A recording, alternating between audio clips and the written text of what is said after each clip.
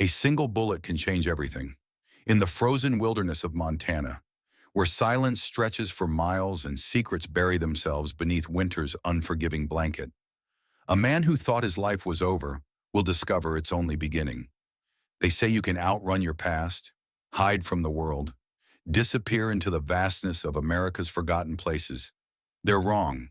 When desperate knuckles rap against a door in the dead of night, when blood meets snow and trust becomes the most valuable currency, choices must be made. Some roads lead to salvation, others straight to hell. This is a story about second chances written in gunpowder, about courage found in the ruins of broken lives, about the things worth dying for and the people worth living for. Because in a world twisted by greed and power, the only thing more dangerous than the truth is someone willing to tell it, and someone willing to fight for it. The wind howled across the Montana wilderness, driving snow and ice in punishing horizontal sheets that transformed the landscape into a blindfolded labyrinth. In this white void, a black Subaru Outback struggled along the deserted highway, its tires sliding precariously on the frozen asphalt. Behind the wheel, Eleanor Hayes gripped the steering wheel with white knuckles, her eyes darting between the treacherous road ahead and the rearview mirror. The headlights that had been following her for the past 20 miles had disappeared around the last bend, but Eleanor knew better than to feel relief. Victor Kane never gave up a pursuit, not when billions of dollars and his reputation were at stake. A bullet had already grazed the Subaru's rear quarter panel an hour ago, just outside of Helena. The next one would aim for the tires or worse, the driver. Eleanor was 58 with steel gray hair cut in a practical bob and the sharp eyes of someone who'd spent decades analyzing financial reports. She wasn't trained for this running for her life through a blizzard, USB drives containing incriminating evidence taped to her thigh, her insulin kit sliding around in her purse. Her husband Richard, a Vietnam veteran who'd passed away 3 years ago, would have known what to do. But he wasn't here, and their daughter Jennifer, in her final year of medical school in Boston, was too far away to help. "Stay calm," Eleanor whispered to herself, squinting through the windshield as the wipers fought a losing battle against the accumulating snow. Just find somewhere to hide until... The explosion came without warning.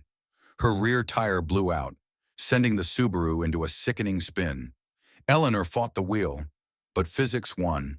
The car broke through the guardrail and plummeted down an embankment, rolling twice before coming to rest against a cluster of pines. For several seconds, Eleanor hung upside down, suspended by her seatbelt, the taste of blood metallic in her mouth. Through the shattered window, she saw headlights approaching the spot where her car had gone over. They slowed, then stopped. They were coming. With trembling fingers, she released her seatbelt, crying out as she crashed onto the roof of the inverted car. Pain shot through her shoulder, but adrenaline pushed it aside. She grabbed her purse and the laptop bag from the wreckage, forcing the crumpled door open just enough to squeeze through.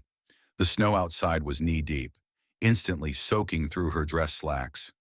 Eleanor had left her office at Liberty Financial in such a hurry she hadn't even changed into something suitable for a Montana winter. The wind cut through her wool blazer like it was tissue paper.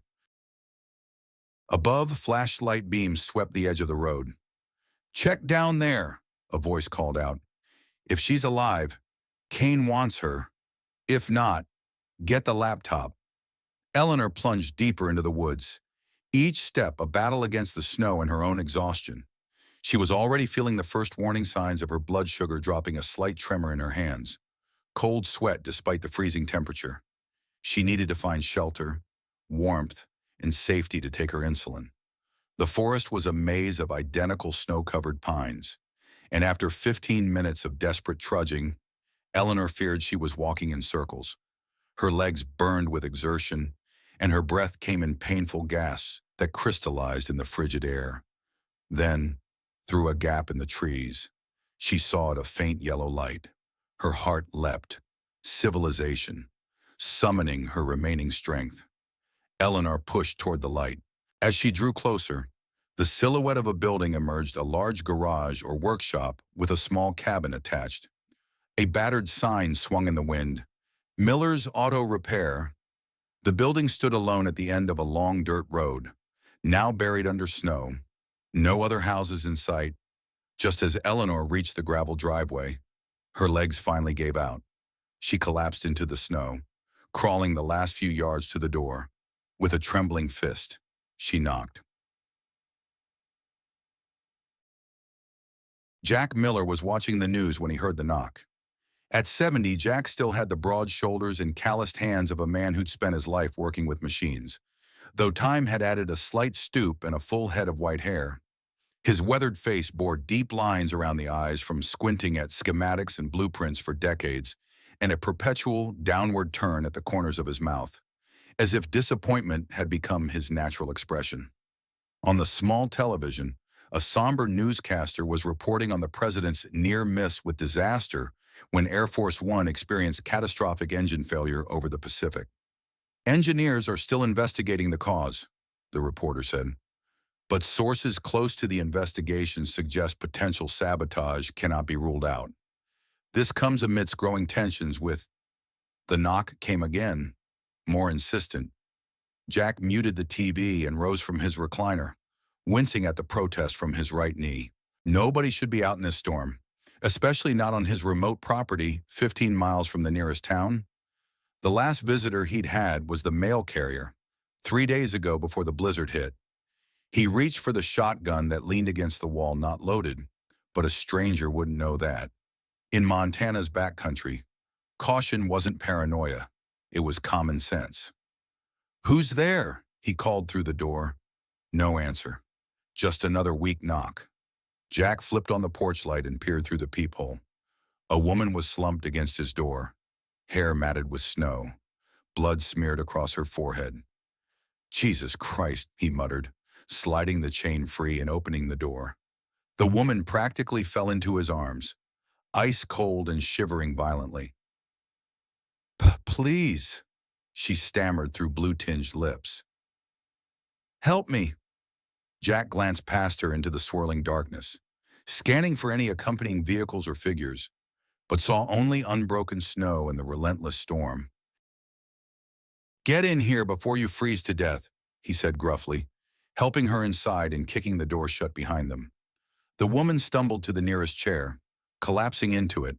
Up close, Jack could see she was late 50s or early 60s, well-dressed despite her bedraggled state. A nasty gash on her forehead had left a trail of blood down her cheek. "Car accident," she managed, her teeth chattering. "Went off the R road. In this weather, you're lucky to be alive." Jack set the shotgun aside and grabbed a blanket from the couch, draping it around her shoulders. "I'm Jack Miller. This is my place." "Eleanor," she said, clutching the blanket. "Eleanor Hayes. Thank you for letting me in." Jack moved to the wood stove and added another log, stoking the fire until it roared with renewed heat. "You need to get out of those wet clothes. I've got some old things that might fit. Not fashionable, but dry." Hadna disappeared into a back room, returning with a faded flannel shirt, a pair of sweatpants with a drawstring waist, and thick wool socks. "Bathroom's through there. There's a first aid kit under the sink for that cut." Eleanor nodded gratefully and took the clothes with trembling hands. As she stood, Jack noticed she was unsteady on her feet, her eyes slightly unfocused. "You all right? Might have a concussion." "I'm diabetic," she admitted. "Need my insulin. It's in my purse." Jack spotted the purse and laptop bag she'd dropped by the door. He retrieved them, noticing how she clutched the laptop bag protectively when he handed it over. Something about her demeanor raised his internal alarms, the wariness in her eyes, the way she kept glancing at the windows. "Anyone else know you're here?" he asked casually. Eleanor hesitated. "No, at least, I hope not." Their eyes met, a wordless acknowledgement passing between them. She was running from something. Jack had seen that look before, in his own mirror, 15 years ago. "Get yourself cleaned up," he said, turning toward the kitchenette. "I'll make some coffee, then maybe you can tell me what kind of trouble you're in." Freshly bandaged and wearing Jack's too large clothes, Eleanor sat at the small kitchen table nursing a mug of black coffee. Color had returned to her face, though the haunted look in her eyes remained. She'd taken her insulin and eaten a sandwich Jack had prepared, and now she sat with her fingers laced around the warm mug, gathering her thoughts. The workshop cabin was sparse but meticulously organized. Tools hung on pegboards in precise arrangements. Bookshelves held technical manuals alongside well-worn paperback westerns. The furniture was functional, not decorative, a recliner positioned for optimal viewing of a small TV, a wooden table and chairs, a workbench covered in small engine parts. It was the home of a man who lived alone and liked it that way. Jack sat across from her, his weathered face impassive. "Storm's not letting up till morning. According to the radio, you're welcome to the couch for the night." He paused. "But I'd like to know what I'm getting myself into." Eleanor sighed, weighing her options. This gruff mechanic was her only lifeline at the moment, but involving him might put him in danger. Still, she needed help, and something about his steady gaze suggested he was no stranger to difficult situations. "I'm the chief financial officer at Liberty Financial Group," she began. "We manage retirement funds, including veteran benefits and portions of Medicare investments." Jack's eyebrow lifted slightly. "Quite a way from Wall Street to my front door. 6 months ago, I noticed discrepancies in our books. Small at first amounts being moved between accounts. Timing irregularities with trades." Eleanor took a sip of coffee. "I thought it was a glitch in our system, maybe some junior accountant making mistakes. But when I dug deeper, I found a pattern. Billions of dollars being siphoned from retirement accounts, laundered through offshore companies, then reinvested in private ventures. Embezzlement," Jack said flatly. "On a massive scale, they were stealing from everyone's school teachers, firefighters, veterans." Her voice cracked slightly. "My husband was a Vietnam vet. His pension was managed by Liberty before he passed. They were stealing from him, too." Jack's expression darkened. "You reported it." "I tried. I brought my concerns to the CEO, Marcus Drummond. He thanked me for my diligence and promised to launch an internal investigation." Eleanor laughed bitterly. "The next day, my credentials were revoked. My office was being packed up, and security was escorting me out. The official story was that I'd had a mental health episode and needed to take indefinite leave." "Let me guess," Jack said. "They wiped the evidence." Eleanor smiled thinly. "They tried, but I've been doing this for 30 years. I made copies, transaction logs, account transfers. The algorithm they used to skim funds so slowly no one would notice. It's all here." She patted the laptop bag. "Enough to put half the board in prison. And now they're after you. Not just anyone. Victor Kane, their head of security, former CIA operative with a reputation for making problems disappear." Eleanor shuddered. "He found out where I was staying. I barely escaped Helena alive."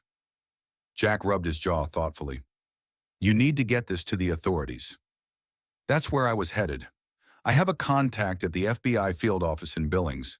But with the storm—" She gestured helplessly at the window, where snow continued to accumulate. Jack was silent for a long moment, weighing something in his mind. Finally, he rose and walked to a bookshelf, pulling down a battered cigar box. From it, he withdrew a photograph and handed it to Eleanor. The photo showed a younger Jack in a NASA uniform, arm around a handsome young man in an FBI windbreaker. Both were smiling. "My son," Jack said, his voice rough. "Michael Miller, FBI special agent. Last I heard." Eleanor looked up in surprise. "Your son works for the FBI. Worked. Might still do. We haven't spoken in 15 years." Jack's face was expressionless, but Eleanor caught the flash of pain in his eyes. "Not since the shuttle disaster." "You worked for NASA," Jack nodded. "Chief engineer on the propulsion systems for the Atlantis. When it went down in 2003, they needed someone to blame. I was convenient." Eleanor vaguely remembered the incident, a shuttle mission that had ended in catastrophe. 7 astronauts lost. It had been all over the news. "They said I signed off on faulty O-rings, ignored safety protocols." Jack's voice was flat, Congressional hearings, media crucifixion, the works. My career was over. But the worst part was Michael. He believed them. His old man, the man who killed 7 heroes. He shook his head. Haven't heard from him since the trial. I'm sorry, Eleanor said softly. Jack shrugged, tucking the photo away. Ancient history. Point is, I know what it's like when powerful people decide you're expendable, and I might know someone who can help you reach the FBI, assuming you can convince them to listen. Outside, the wind howled, rattling the windows. The storm was intensifying, but it wasn't the only thing gathering strength in the darkness. Eleanor awoke with a start, momentarily disoriented by the unfamiliar surroundings. She was on a worn couch, wrapped in a thick quilt that smelled of motor oil and pine. The cabin was dark except for the faint glow of embers in the wood stove. Something had woken her, a sound that didn't belong. She sat up, straining her ears.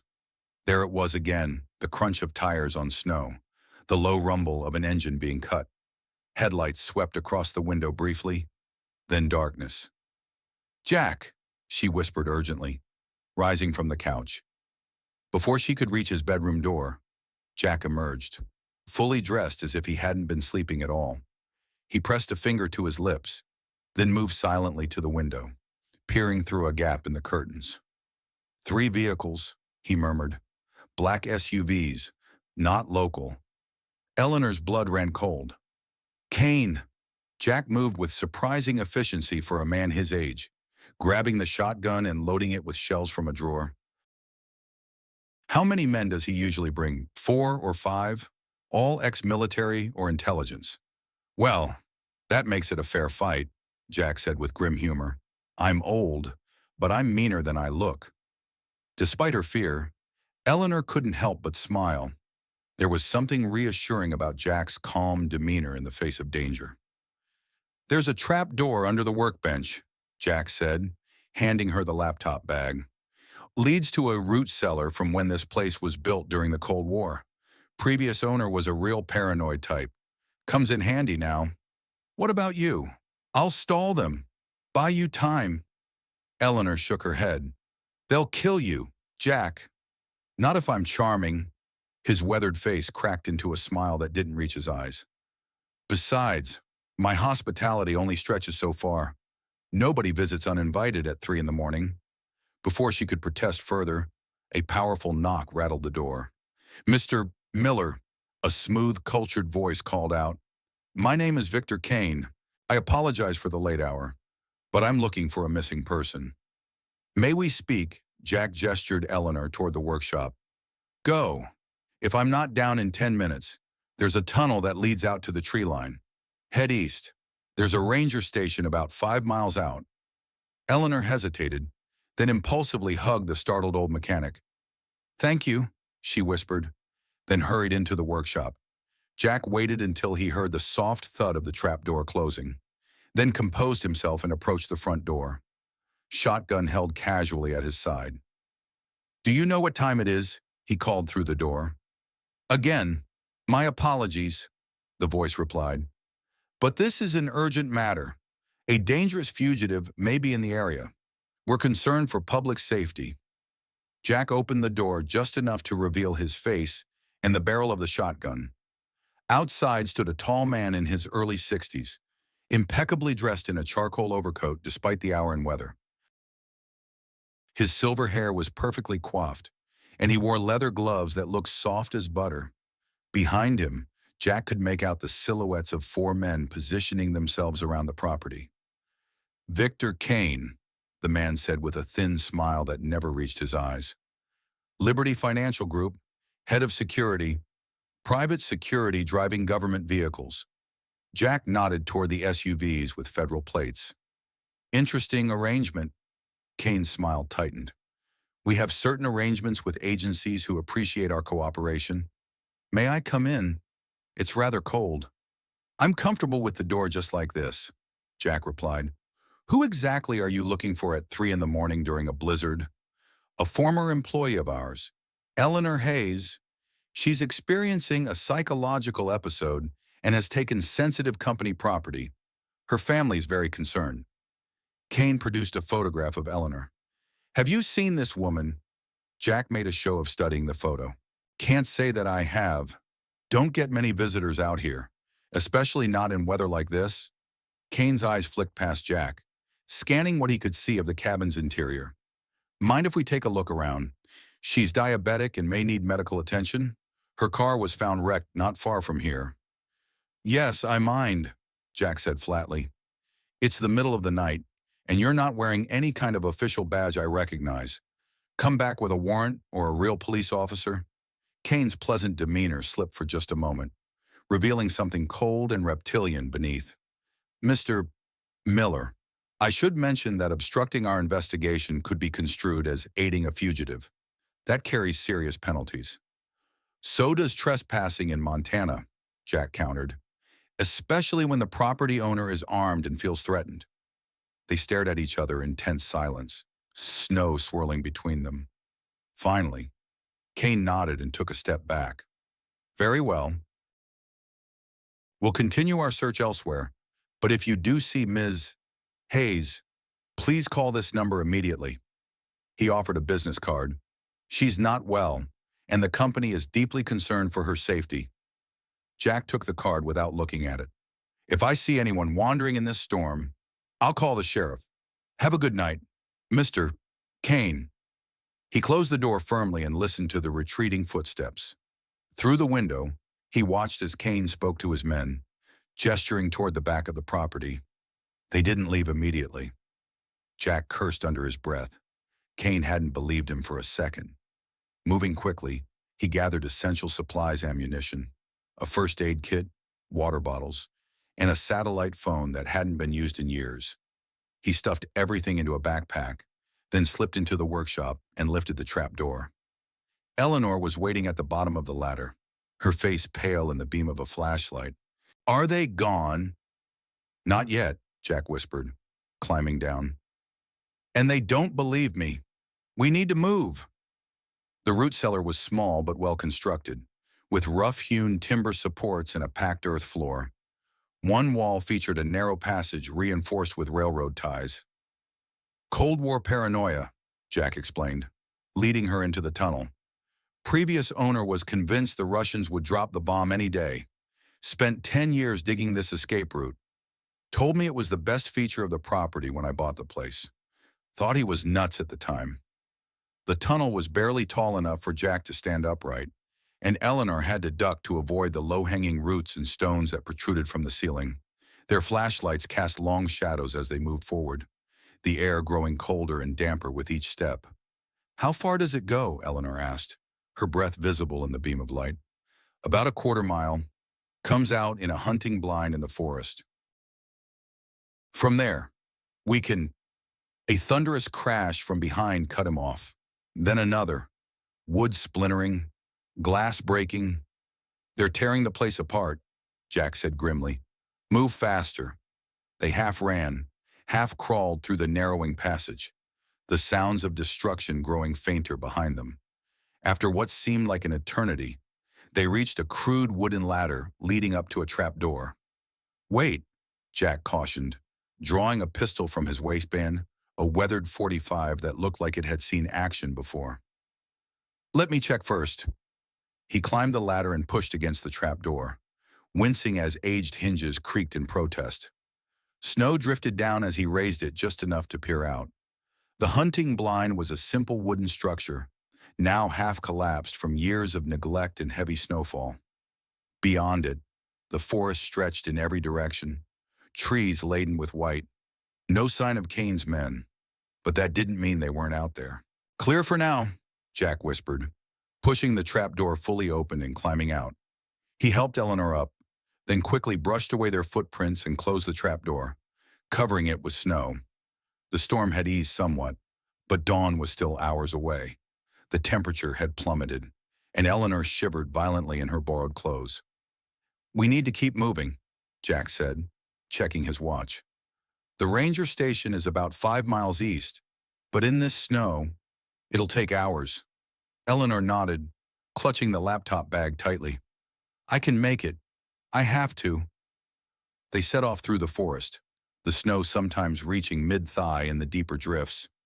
Jack broke trail, using his larger frame to create a path Eleanor could follow. Neither spoke, conserving energy and listening for any sounds of pursuit. After an hour of grueling progress, they stopped in the shelter of a large pine to catch their breath. Eleanor leaned against the trunk, exhaustion etched in every line of her face.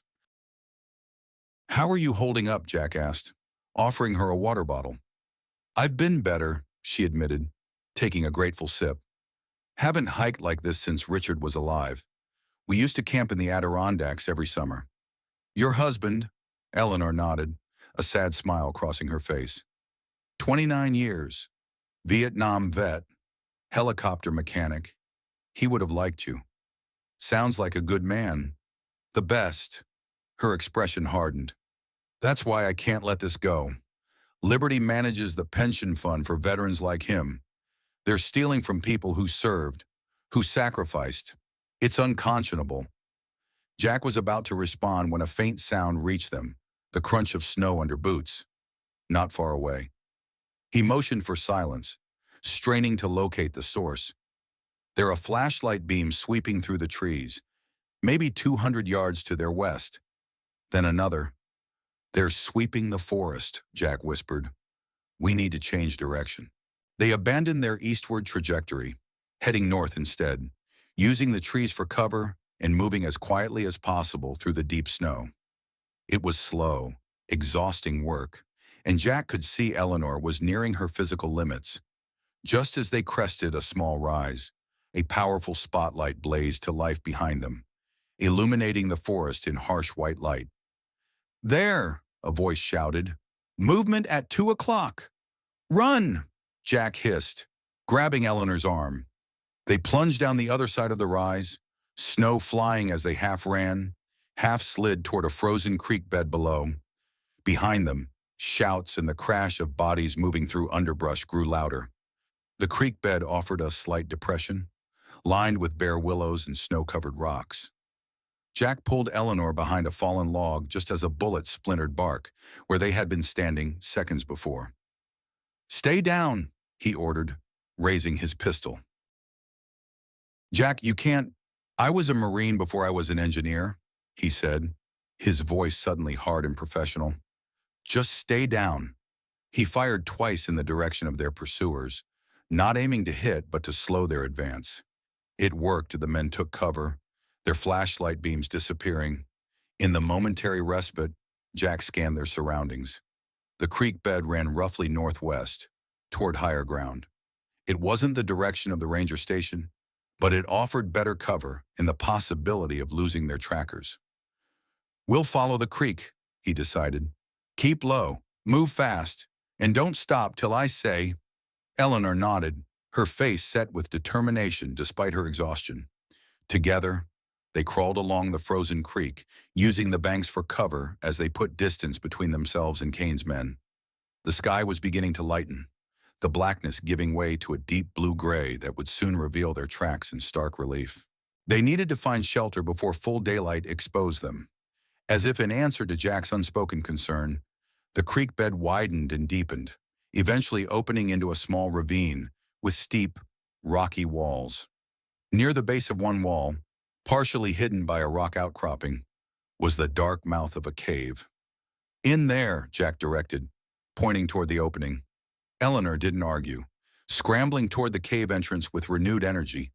The opening was narrow but widened once they were inside, revealing a space about the size of a small bedroom.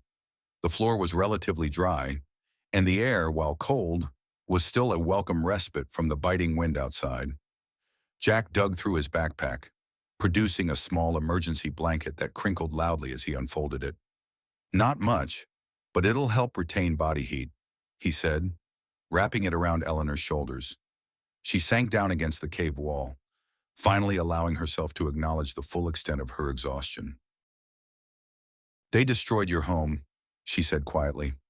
"I'm so sorry, Jack." He shrugged, settling beside her. "It's just a place. Things can be rebuilt. Why are you helping me? You could have turned me over to Kane, saved yourself all this trouble." Jack was silent for a long moment, his weathered face thoughtful in the dim light filtering through the cave entrance. 15 years ago, I knew something was wrong with those O-rings, he finally said. I filed reports, sent memos, tried to delay the launch, but pressure from above was too strong. They had deadlines to meet, budgets to justify. So I signed off, against my better judgment. When the shuttle broke apart, those 7 astronauts died because I didn't stand my ground. He looked at Eleanor, his eyes filled with a mixture of regret and resolve. I've spent 15 years wondering what would have happened if I'd done the right thing. No matter the cost, I'm not making the same mistake twice. Eleanor reached out and squeezed his hand, a wordless acknowledgement of his confession. Outside, the forest had fallen silent. No shouts, no flashlight beams, but both knew the reprieve was temporary. We should rest while we can, Jack suggested. I'll take first watch. Eleanor nodded, too exhausted to argue. She curled up on the cave floor, the emergency blanket crackling as she settled. Despite the danger, despite the cold and discomfort, sleep claimed her almost immediately. Jack watched her for a moment, this unlikely fugitive who had brought chaos to his carefully ordered life. Then he turned his attention to the cave entrance, pistol ready, ears straining for any sound of approach. The hunt wasn't over. It had barely begun. Dawn broke clear and cold, sunlight glinting off the pristine snow that blanketed the Montana wilderness. Inside the cave, Jack gently shook Eleanor awake. We need to move, he said quietly. Daylight makes us visible, but it does the same to them. Eleanor blinked away sleep, wincing as her stiff muscles protested. She checked her blood sugar with the kit from her purse, frowning at the reading. Running a little low, she murmured, digging out a glucose tablet and chewing it quickly. I'll need a proper meal soon. Jack handed her a granola bar from his pack, not ideal, but better than nothing. As she ate, he outlined his plan.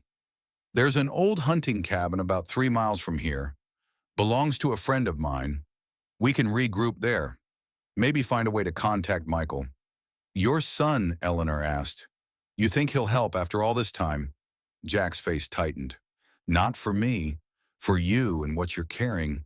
Michael always had a strong sense of justice. Even as a kid, evidence of massive financial fraud will interest him, regardless of who delivers it. They packed up their meager supplies and ventured out into the morning light. The ravine provided good cover as they made their way northwest, following Jack's unerring sense of direction through the wilderness. The forest was eerily beautiful in the aftermath of the storm's sunlight, catching on ice-crusted branches. Pristine snow stretching unbroken between the trees. In another context, it might have been peaceful, even magical. How did you end up out here? Eleanor asked as they hiked, partly out of curiosity and partly to distract herself from the burning in her legs. After NASA, Jack ducked under a low-hanging branch. Needed to disappear for a while after the hearings. Had some mechanical skills, so I started fixing farm equipment for locals. Word got around that I was reliable and didn't ask questions. Eventually saved enough to buy that place. When your son never visited, never tried to reconnect. A shadow crossed Jack's face. He came once, about a year after I moved here. We argued. He still believed I was guilty. Wanted me to admit what I'd done so he could stop defending me to his colleagues. Jack's voice grew rough. I told him to leave. Said I didn't need defending, especially not by someone who thought I was a murderer. Eleanor was quiet for a moment, processing this. And you haven't spoken since Christmas cards for a few years. Then nothing. Jack changed the subject abruptly. How's your daughter handling all this? You mentioned she's in medical school.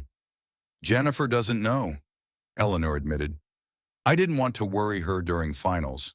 She thinks I'm on a business trip. She laughed softly. Some trip.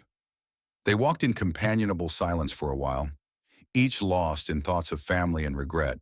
The sun climbed higher, warming the air slightly and causing the top layer of snow to glisten with melt. As they crested a hill, Jack suddenly raised his hand, signaling a halt. Below them, in a small clearing, stood a rustic log cabin with a stone chimney. But instead of the empty, peaceful scene Jack had expected, there was activity, a man chopping wood on the porch, smoke rising from the chimney. "Your friend?" Eleanor asked in a whisper. Jack shook his head, eyes narrowed. "Henry lives in town during winter. Cabin should be empty this time of year."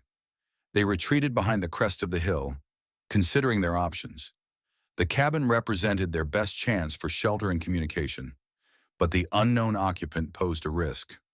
"Could be a hiker taking refuge from the storm," Eleanor suggested. "Maybe," Jack conceded, though he looked unconvinced. "Or could be one of Kane's men, setting up a base of operations. Hard to tell from here." "So what do we do?" Jack rubbed his stubbled chin thoughtfully. "We need that cabin, so we approach carefully, see who's there. If it's a civilian, we explain enough to get cooperation. If it's trouble," he patted the pistol at his waist. They circled around, approaching the cabin from the rear, where the trees grew closer to the structure. As they drew nearer, they could hear the rhythmic thunk of an axe splitting wood, and occasionally, a man's voice humming a tune that Eleanor couldn't quite place.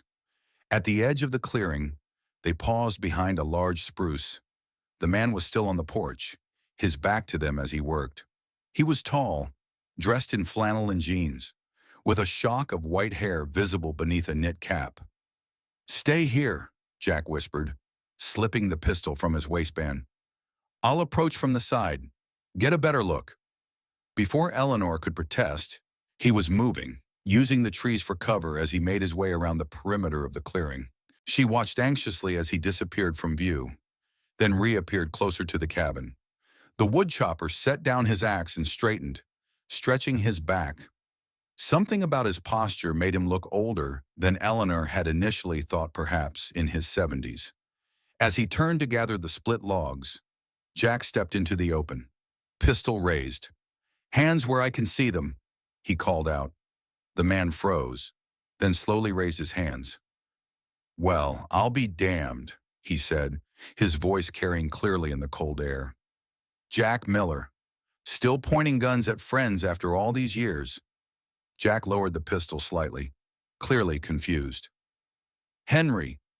The man turned fully, revealing a deeply lined face with sharp blue eyes and a neatly trimmed white beard. "Who else would be crazy enough to be up here in February?"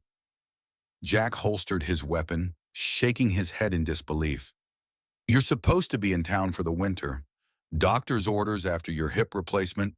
Henry shrugged. "Doctors talk a lot. Cabin's more peaceful. Besides, had a feeling you might show up." Jack's eyes narrowed. "How got a call on the emergency radio. Someone's been asking about you in town, men in nice suits and government vehicles.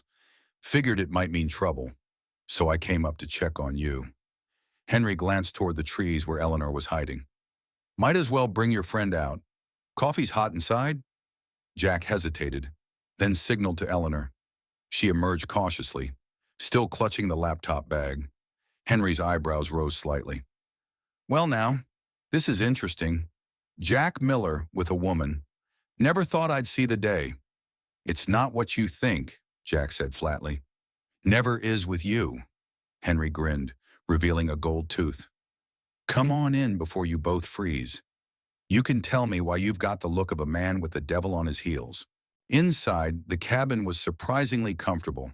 A large stone fireplace dominated one wall, casting warmth throughout the single-room structure. Rustic furniture, including a bed in one corner and a small kitchen area, filled the space without crowding it. A ham radio set occupied a desk near the window, alongside what looked like more modern communications equipment. Henry poured coffee into chipped mugs and set out a plate of biscuits. "Eat," he instructed. "You both look half-starved." As they warmed themselves by the fire, Jack explained their situation in terse, efficient sentences. Henry listened without interruption, his weathered face growing more serious with each detail. "Victor Kane," he said when Jack finished, practically spitting the name. "Now there's a ghost from the past." Eleanor looked up sharply. "You know him." "Unfortunately." Henry rolled up his sleeve, revealing a puckered scar that ran from wrist to elbow. Bosnia, 94. Kane and I were running an extraction high-value asset with intelligence on Serbian military movements. Operation went sideways. Kane decided the asset was compromised. Shot him in the head right in front of me. He pulled his sleeve down, eyes distant with memory. When I objected, Kane suggested I might be compromised too. Knife came out. I got this trying to defend myself. Would have bled out in a Sarajevo alley if our backup hadn't arrived when it did. And Kane, Jack asked, smooth-talked his way through the investigation, said I had endangered the operation, that the asset was sending signals to enemy forces. By the time I got out of the hospital, Kane had been cleared and reassigned. Henry's voice was bitter. Last I heard, he'd gone private sector. Guess Liberty Financial pays better than the CIA. Eleanor set down her coffee mug. Will he recognize you? Doubtful. It's been 30 years, and he thinks I'm dead. What do you mean? Jack asked. Henry smiled grimly. Official records show Henry Blackwood died of complications from his injuries in '95. Helped me disappear after I made too much noise about what really happened in Bosnia. Some people at Langley still owed me favors. So you've been living under an alias all this time? Eleanor was incredulous. Henry Wilson now, he confirmed. Just a retired forest ranger who likes his privacy, though I keep my hand in occasionally. Something about his tone made Eleanor glance around the cabin with new eyes, noting details she'd missed before. The communications equipment was military grade. A locked cabinet in the corner likely contained more than hunting rifles. The casual way Henry had positioned himself with clear sightlines to both the door and windows. You're still active, she realized. Henry exchanged a look with Jack. Not officially. Let's just say I consult on matters of national security when asked nicely. He turned to Jack. Which brings us to your problem. Kane won't stop coming. Not with billions at stake. We need to get Eleanor's evidence to the FBI, Jack said. Preferably to my son. Henry considered this. The radio might work, but transmissions can be intercepted. Kane definitely has equipment to monitor frequencies. He tapped his fingers on the table thoughtfully.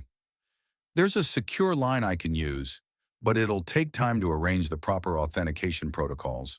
A few hours at least. We don't have a few hours, Eleanor said urgently. Kane's men are combing these forests as we speak. Then we'd better make this place defensible. Henry rose, moving to the locked cabinet. Jack, check the perimeter. Make sure we don't have unwelcome visitors already. I'll break out some hardware.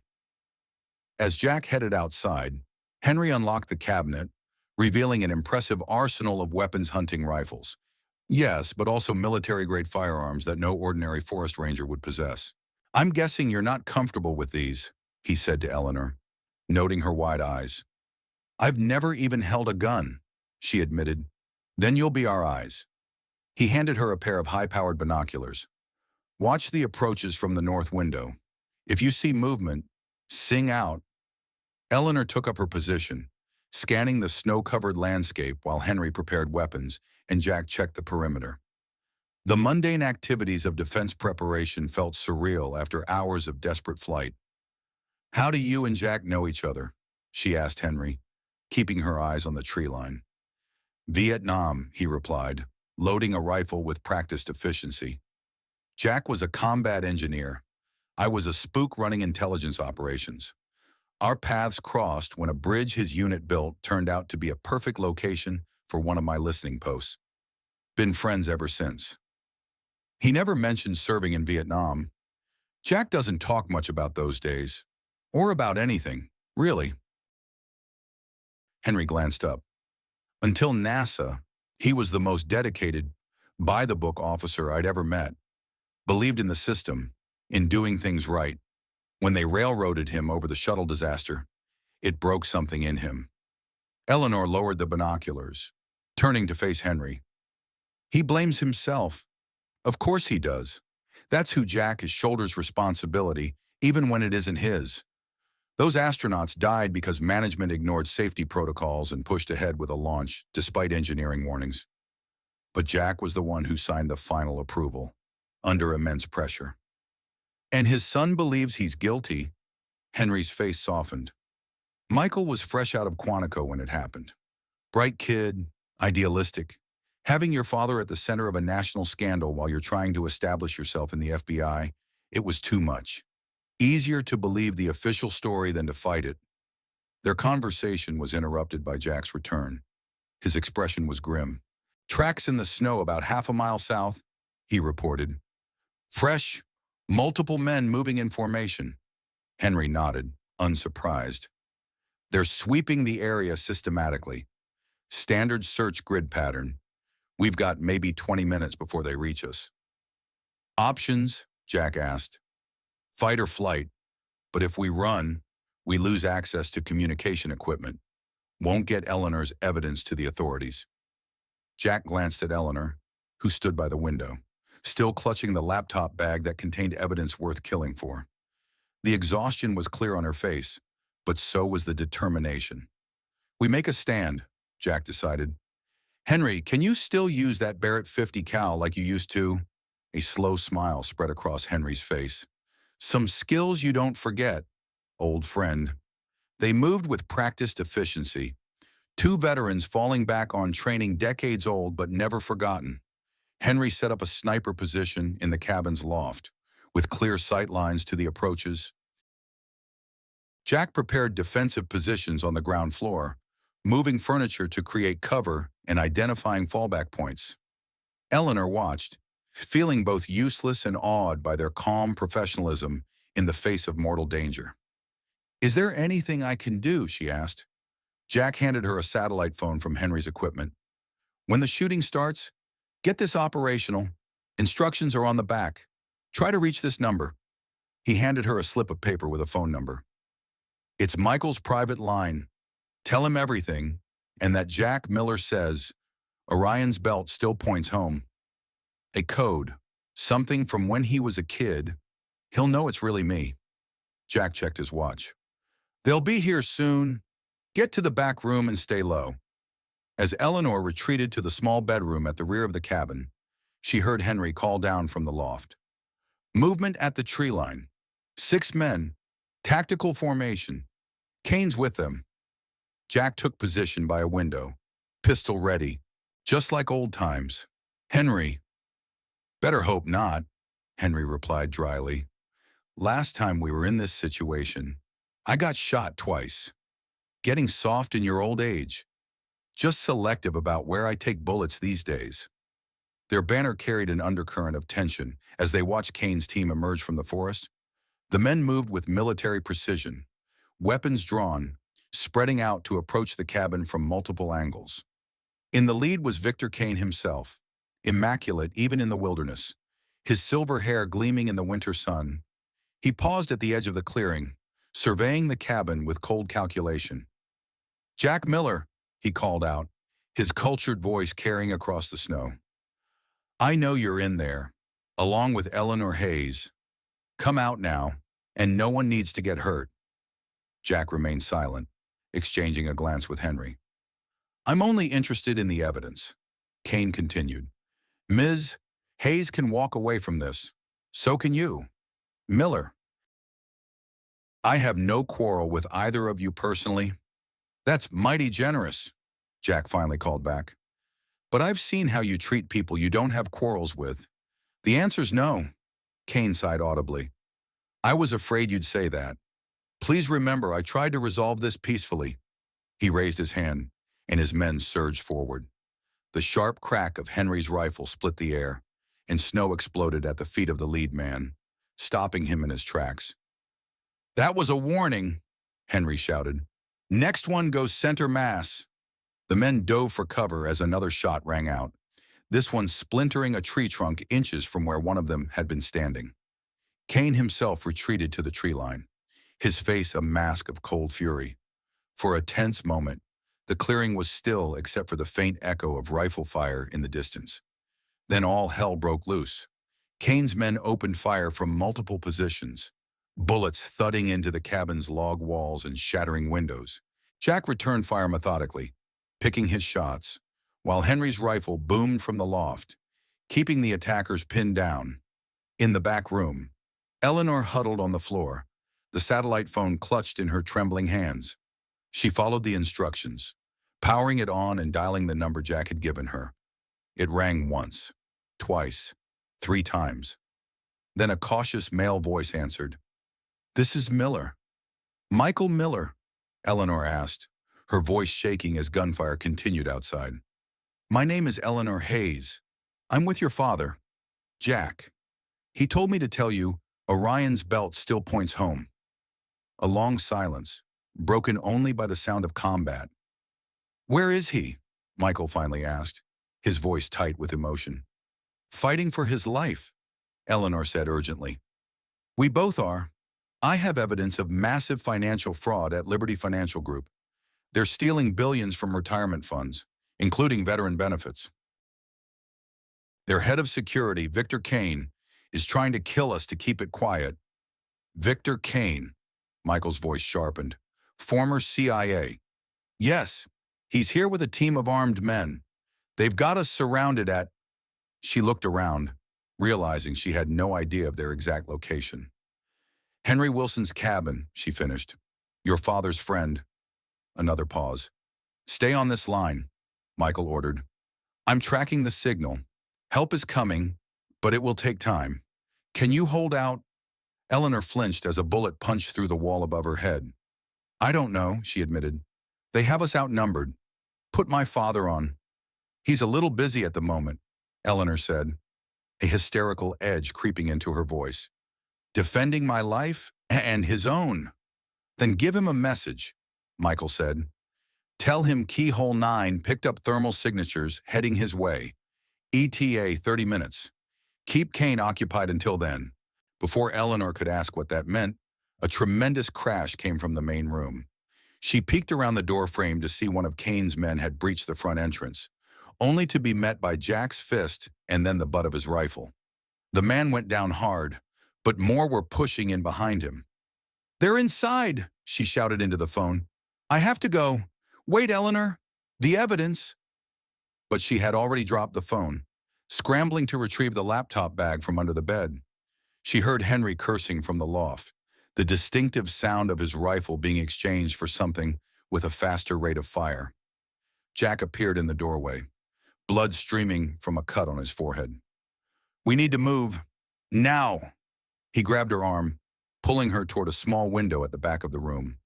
Outside, gunfire continued as Henry provided covering fire from above. "What about Henry?" Eleanor asked as Jack helped her through the window. "He'll catch up. Man's too ornery to die." Jack's attempt at humor fell flat as bullets splintered the wood around them. "Run for the trees! Don't stop! Don't look back!" They plunged into the snow, hunched low as they sprinted for the forest edge. Behind them, the sound of combat intensified shouts, gunfire, and the crash of breaking furniture. Just as they reached the tree line, an explosion rocked the cabin. Eleanor turned in horror to see flames erupting from the roof, black smoke billowing into the clear blue sky. "Henry!" Jack shouted, starting back toward the burning structure. A second explosion knocked him off his feet, sending him sprawling into the snow. Eleanor rushed to his side, helping him up as debris rained down around them.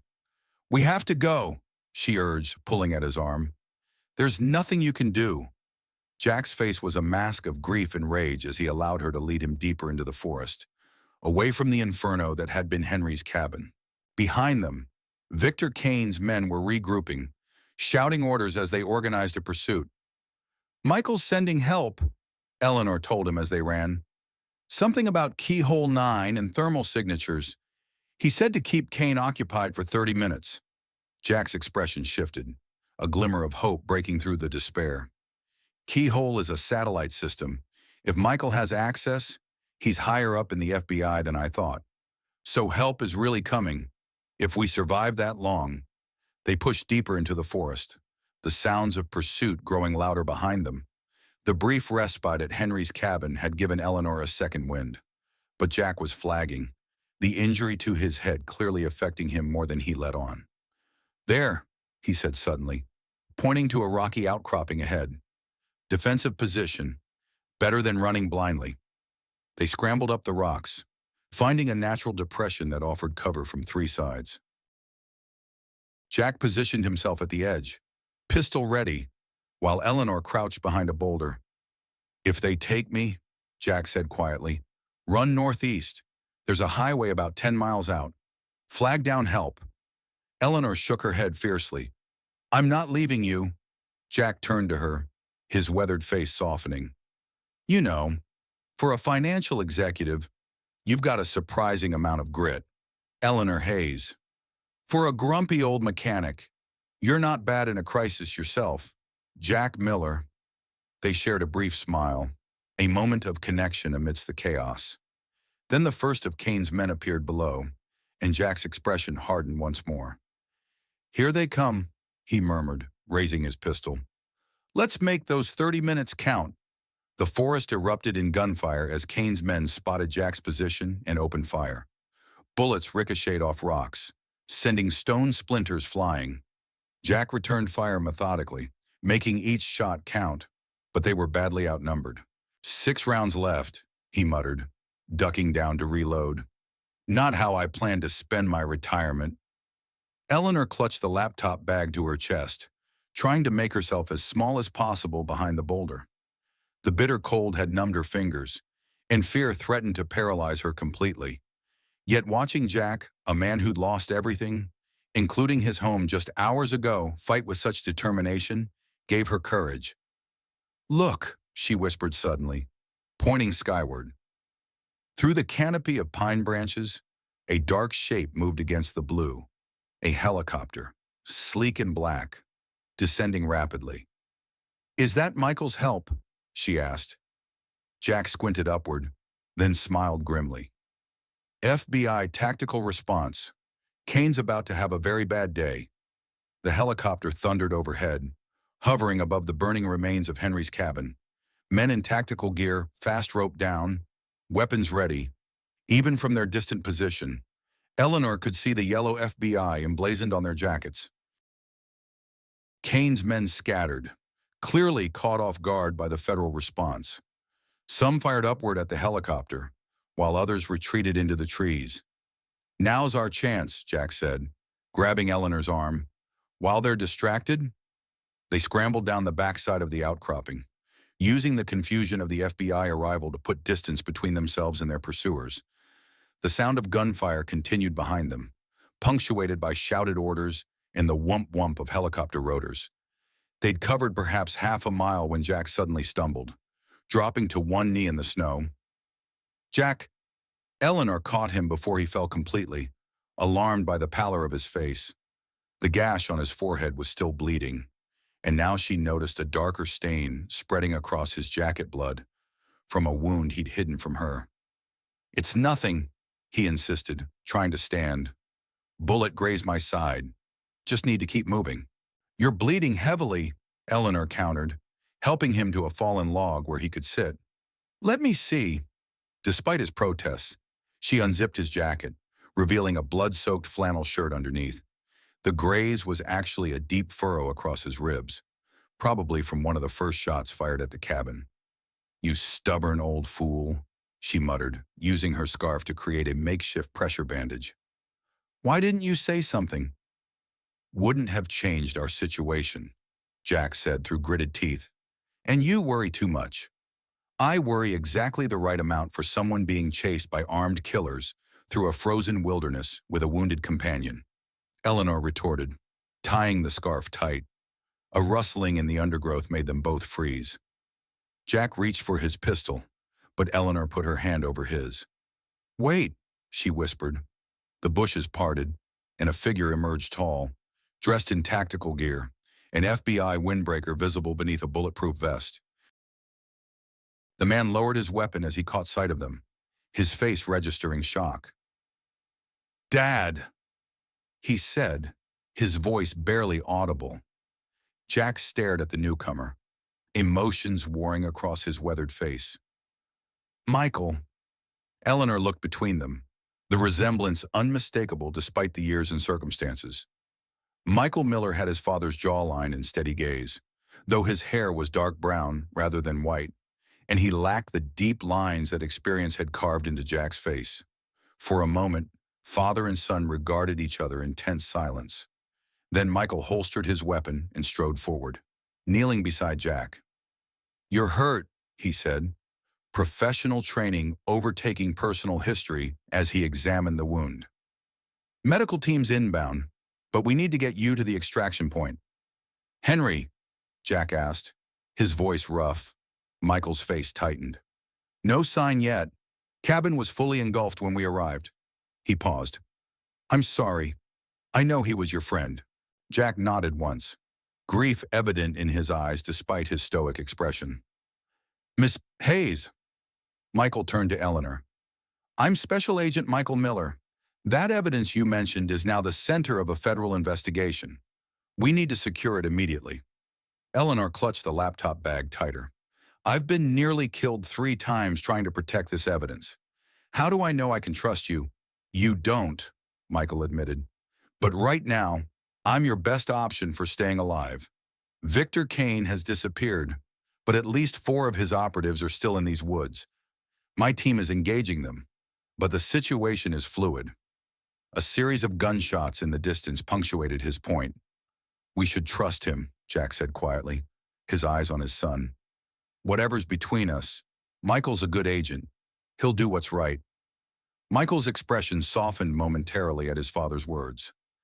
"Thank you," he said, almost inaudibly. Then his professional demeanor returned.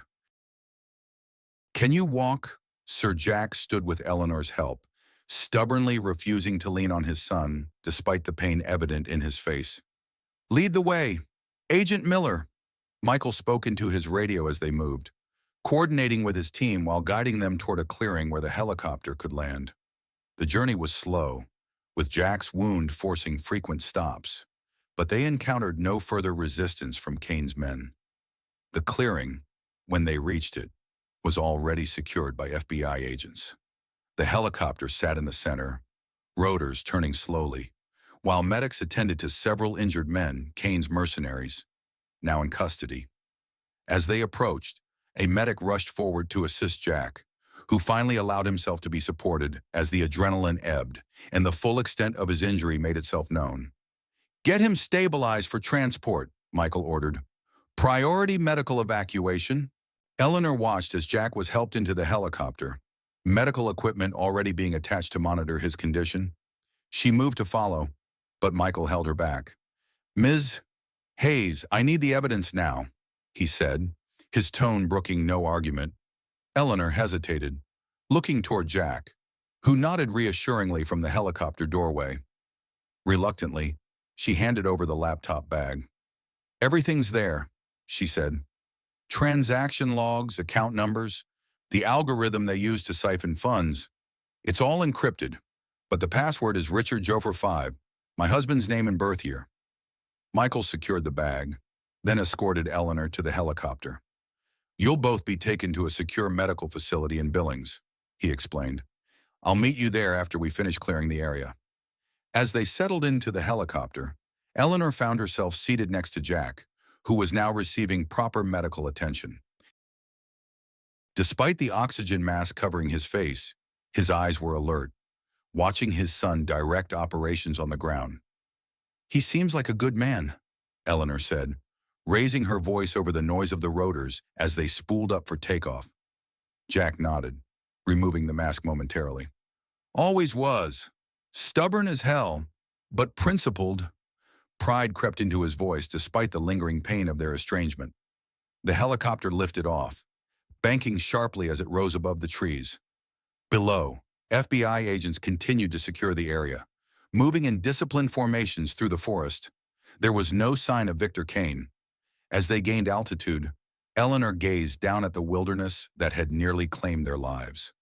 The burning remains of Henry's cabin were just visible in the distance, a plume of black smoke rising like a funeral marker against the pristine white landscape.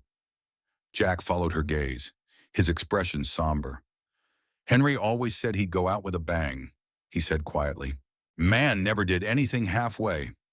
Eleanor reached over and took his hand, offering silent comfort as the helicopter carried them away from danger and toward an uncertain future. The secure medical facility turned out to be a cordoned-off section of St. Vincent Healthcare in Billings. Jack was immediately taken into surgery to properly clean and close his wound, while Eleanor was treated for exposure, dehydration, and the various cuts and bruises acquired during their escape.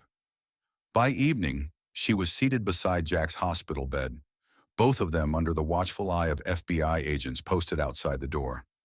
Jack was pale but stable, the doctors having assured them that the bullet had missed any vital organs. "How's the room service?" Eleanor asked lightly, gesturing to the untouched hospital food on his tray. Jack grimaced. "I've had MREs in Vietnam that tasted better." "Well, it's a step up from pine cones and snow, which is what we'd be eating if we were still out there." She paused, her expression growing serious.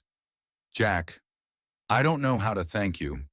You risked everything your home, your life for a complete stranger." "Foolery wasn't entirely selfless," he admitted. "Haven't had that much excitement since the shuttle hearings. Besides, Henry would have never let me hear the end of it if I'd turned you away."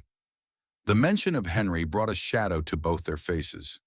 There had been no confirmation yet of his fate, but the complete destruction of the cabin left little room for hope. A knock at the door interrupted their somber moment. Michael entered, now dressed in a crisp suit rather than tactical gear. The resemblance to Jack was even more striking in the harsh hospital lighting. "How are you feeling?" he asked, the question directed at both of them, but his eyes on his father. "Like I've been shot," Jack replied dryly. "But the doctors tell me I'll live to be a cranky old man for a few more years." Michael's mouth twitched in what might have been the beginning of a smile. "The medical team says you can be released tomorrow, barring any complications." He turned to Eleanor. "You're free to go whenever you're ready. Ms. Hayes, though we'd like you to remain in Billings for the next few days, we'll have more questions as we process the evidence." "Has there been any movement on the investigation?" Eleanor asked eagerly. Michael nodded, his professional demeanor firmly in place. "Your evidence was substantial. We've already secured warrants for Liberty Financial servers and executive records. The FBI's Financial Crimes Division is leading the case, with support from the SEC and Treasury Department." "And Victor Kane?" Jack asked. A flicker of frustration crossed Michael's face. "Still at large. 3 of his men are in custody, but Kane himself evaded the perimeter. We have alerts at all airports, train stations, and border crossings, but he has resources." "He won't stop coming," Eleanor warned. "Not with what I know, which is why you'll both remain under FBI protection until he's apprehended." Michael hesitated, then added more quietly, "There's something else you should know. Henry Wilson's body wasn't found in the cabin ruins." Jack sat up straighter, wincing at the pull on his stitches. "What? Forensics is still processing the scene, but preliminary sweeps indicate no human remains. There's a blood trail leading away from the rear of the structure, suggesting he may have escaped before the explosions." Hope flickered across Jack's face. "That old fox always did have 9 lives. If he's alive, we'll find him," Michael assured them. "But for now, we're proceeding under the assumption that Kane is our priority threat." Eleanor studied Michael thoughtfully. Despite his professional detachment, she sensed a tension in the way he interacted with his father, a careful distance maintained, yet undercut by genuine concern. "Agent Miller," she said, "if you don't mind my asking, how did you manage to mobilize a tactical team so quickly? We were in the middle of nowhere." Michael glanced at his father, then back to Eleanor. "When you mentioned Victor Kane, it raised flags. He's been on our watch list for years, suspected involvement in several operations that crossed the line between private security and paramilitary activity. But we could never get enough evidence to move on him." "Until now," Eleanor said. Michael nodded. "Your call was the break we needed. As for the response time, I'm the assistant director of the FBI's Critical Incident Response Group. When a situation involves a known high-value target like Kane, I have certain resources at my disposal." Jack's eyebrows rose. "Assistant director, you've done well for yourself, son," A flicker of emotion crossed Michael's face, pride, perhaps, or a longing for his father's approval that had never quite died. I should go. The case teams will need updates. He handed Eleanor a business card. Call this number if you need anything. It's a direct line to my office. As he turned to leave, Jack called out, Michael. His son paused at the door, looking back. Thank you, Jack said simply, for coming when it mattered. Michael held his father's gaze for a long moment. Orion's belt still points home, he said quietly, then slipped out the door before Jack could respond. Eleanor looked quizzically at Jack, who was staring at the closed door with an expression of profound sadness. What does that mean? The thing about Orion's belt. Jack's eyes remained fixed on the door. When Michael was 8, he went through a phase where he was afraid of getting lost. We lived in Florida then, near Cape Canaveral. I taught him that no matter where he was, he could find Orion's belt in the night sky, and it would always point him toward home. He turned to Eleanor, a faint smile touching his lips. He remembered. The next 2 days passed in a blur of medical checks, debriefings, and cautious recovery. Jack was indeed released from the hospital, though he moved gingerly and tired easily. They were relocated to a secure hotel in downtown Billings, with FBI agents stationed in the hallway and lobby. Eleanor spent hours with financial crimes investigators, walking them through the evidence she'd gathered and explaining the complex money laundering scheme Liberty Financial had constructed. The agents were impressed by her thoroughness, and by the third day, arrests had begun, starting with Marcus Drummond, the CEO who had dismissed her concerns and orchestrated her ousting. They froze all of Liberty's assets, Eleanor reported to Jack as they shared dinner in his hotel room, both still under protective custody. The SEC is appointing a special administrator to ensure pensioners and account holders don't lose access to their funds. Jack nodded appreciatively. Sounds like your evidence hit the mark. It's just the beginning. The investigation will take months, maybe years, to unravel everything. She picked at her salad thoughtfully. I've been offered a consulting position with the FBI's Financial Crimes Unit to help them understand Liberty's systems. Going to take it, maybe, after I see Jennifer. Eleanor smiled at the thought of her daughter. Michael arranged for her to fly in tomorrow. She's been worried sick since she saw the news about Liberty. The national media had indeed picked up the story with enthusiasm. Financial giant accused of massive fraud and pension theft scheme exposed dominated headlines. Eleanor's name was mentioned prominently, already being framed as a whistleblower hero, though the full details of their wilderness escape remained classified due to the ongoing manhunt for Victor Kane. What about you? Eleanor asked. Any plans once they clear us to leave? Jack shrugged, the motion causing him to wince slightly. Haven't thought that far ahead. My place is probably a crime scene still. If Kane's men didn't burn it down too, might head to Arizona for a while. Got an old army buddy there who's been pestering me to visit. The thought of parting ways left Eleanor with an unexpected sense of loss.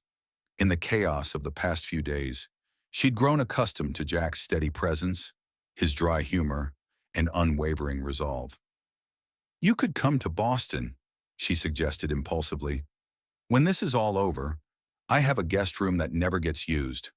Might be nice to have someone to cook for, besides myself. Jack looked surprised, more than thoughtful. Might be nice to eat something that isn't hospital food or hotel takeout, he allowed. But Boston's a long way from Montana. Maybe that's not a bad thing. Fresh starts and all that. Their conversation was interrupted by a knock at the door.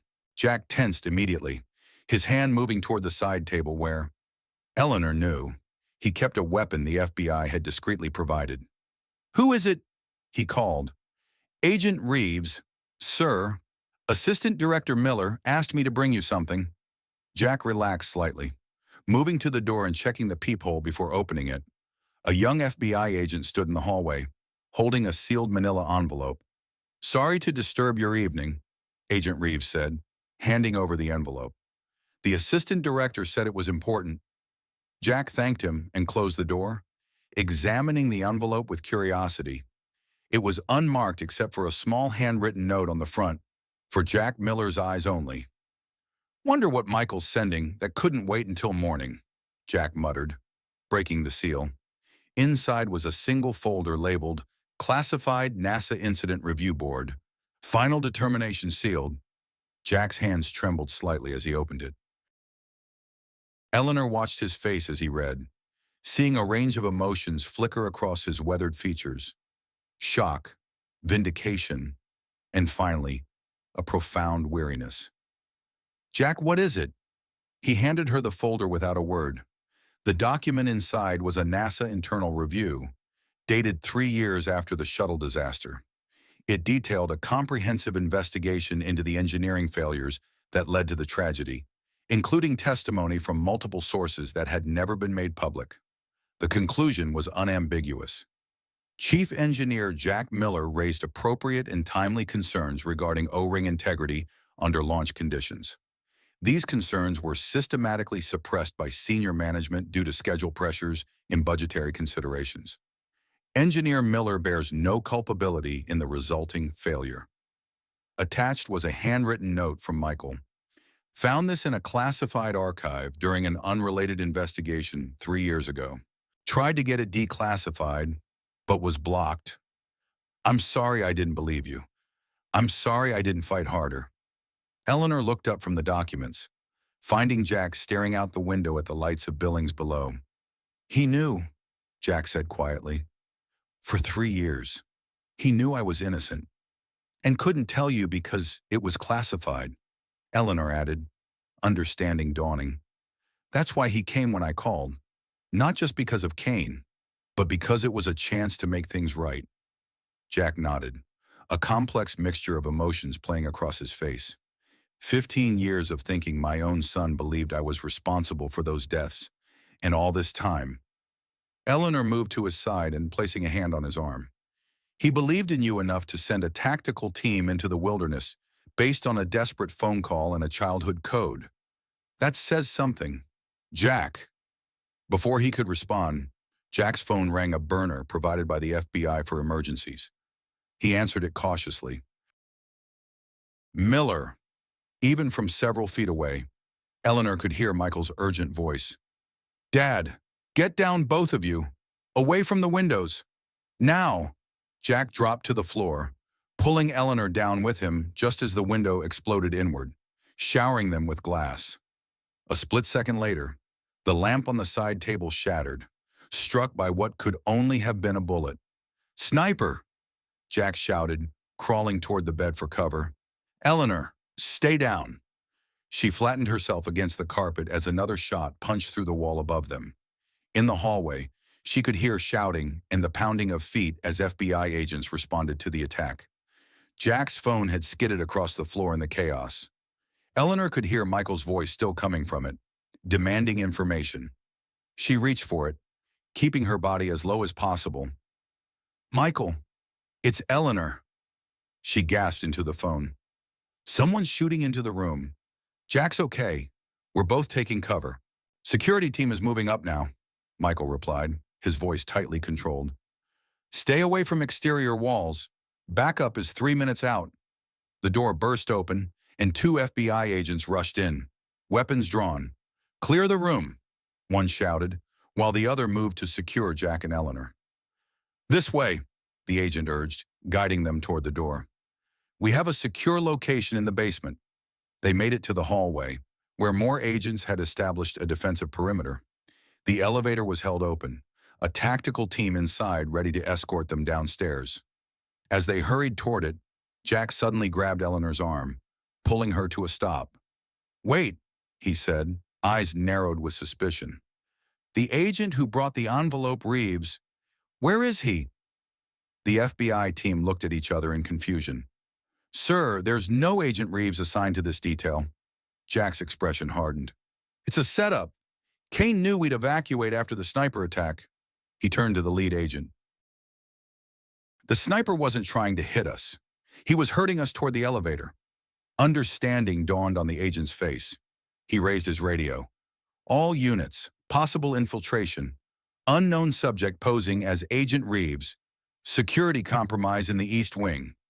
As if in confirmation, the elevator doors began to close suddenly, revealing a man inside who definitely wasn't FBI, the same man who had delivered the envelope, now holding what looked like a remote detonator.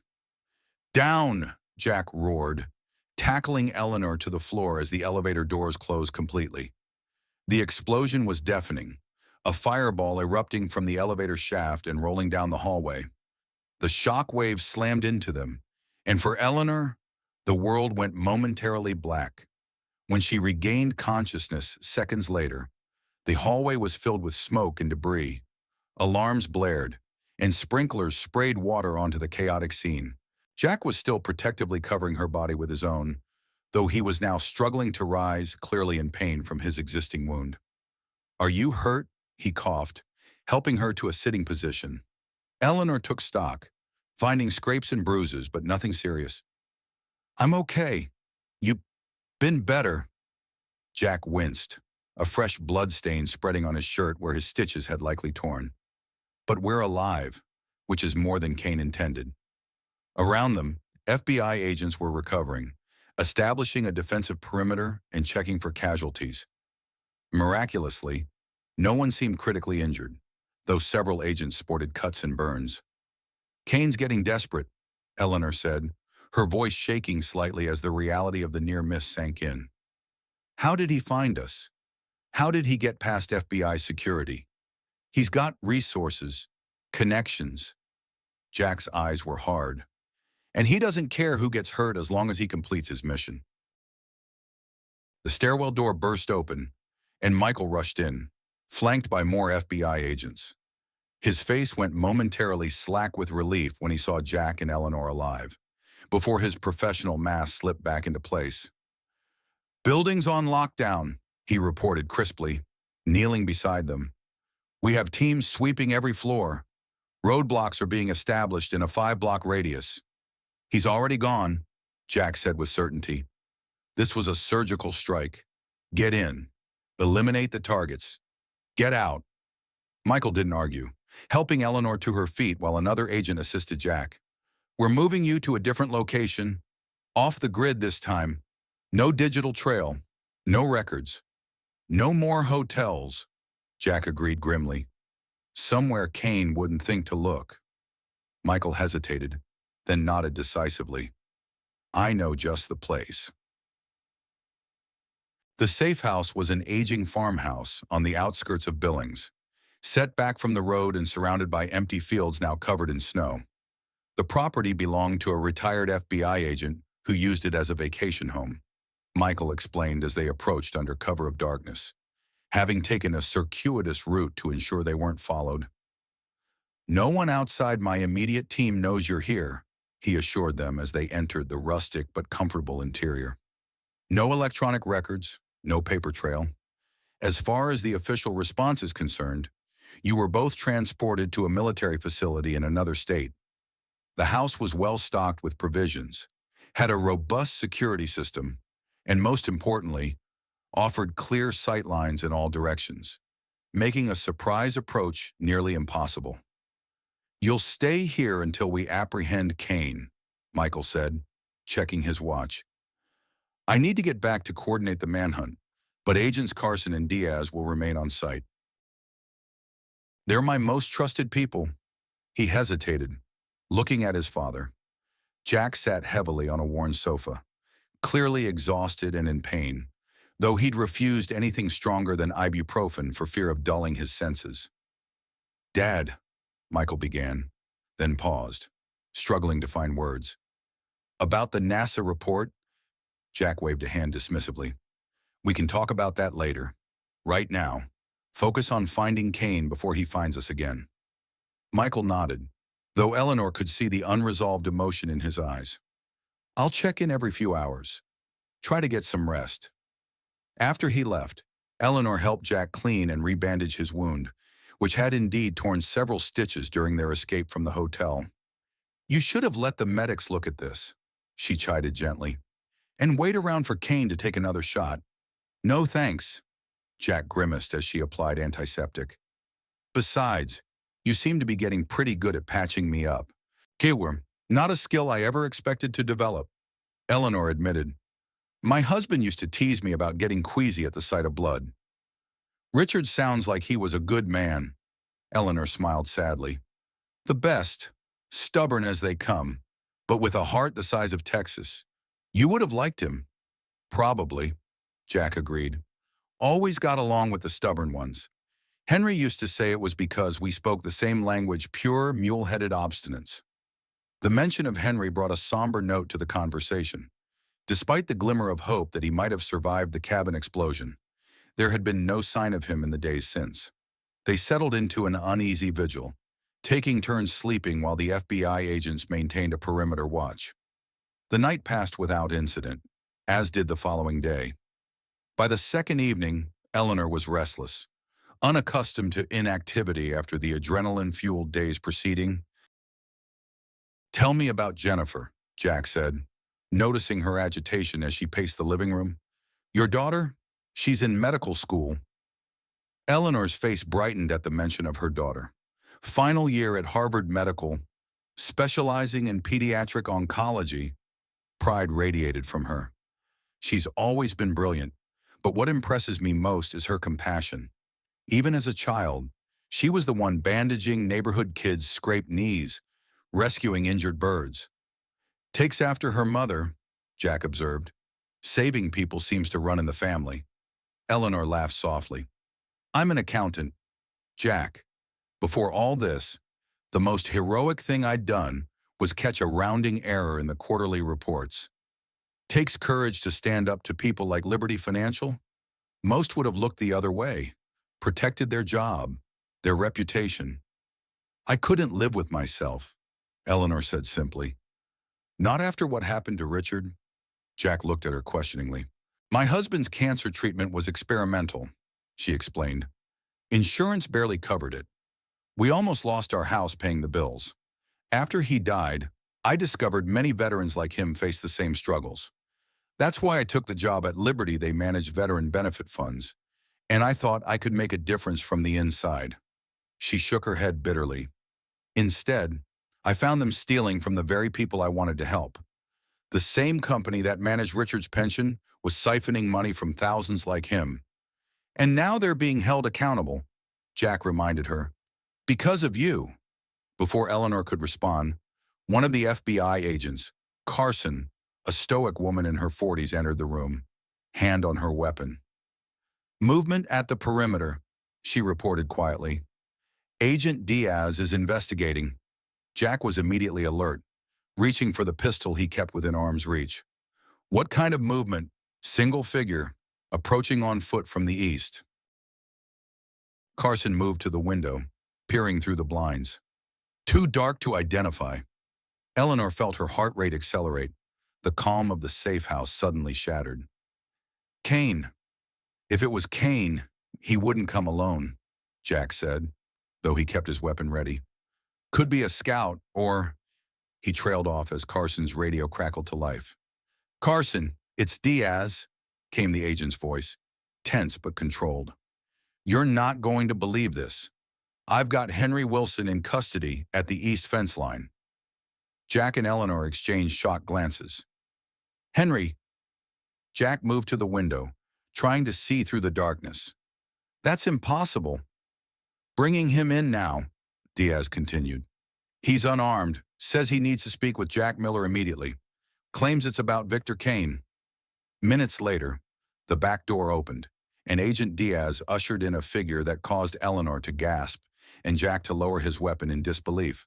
Henry Wilson stood before them, haggard and unshaven, his clothing tattered and stained with what looked like dried blood.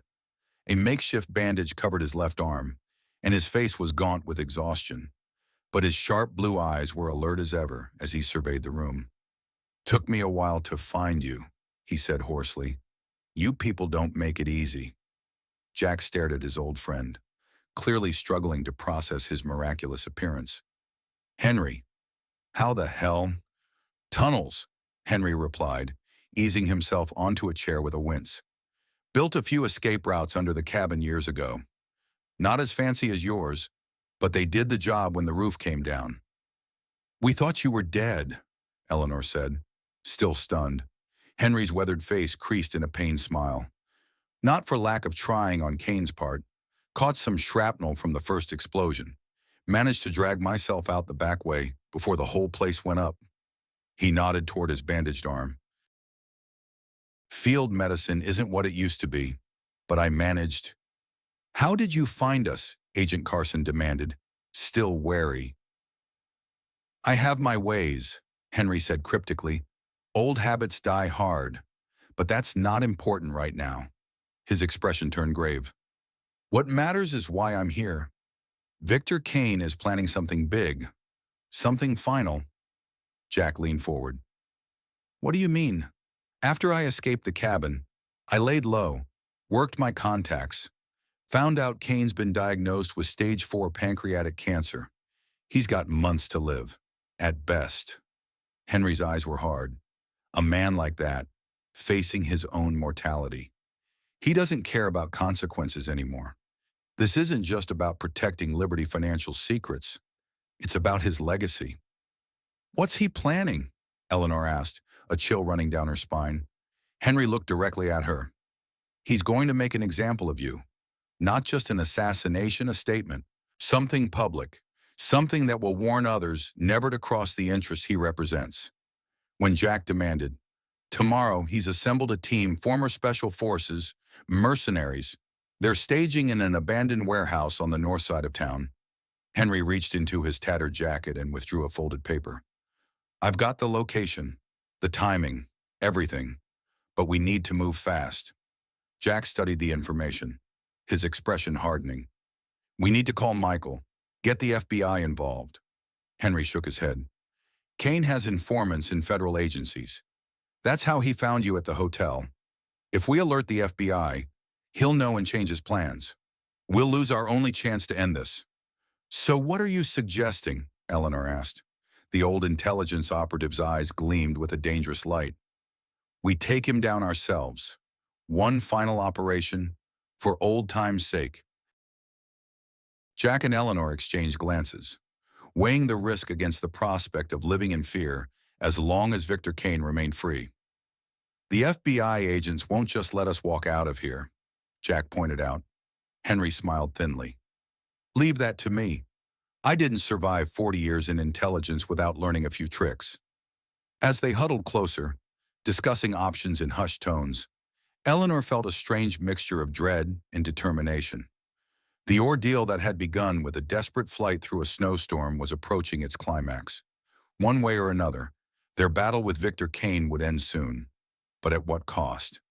The plan took shape quickly, born of Henry's tactical expertise and Jack's practical ingenuity.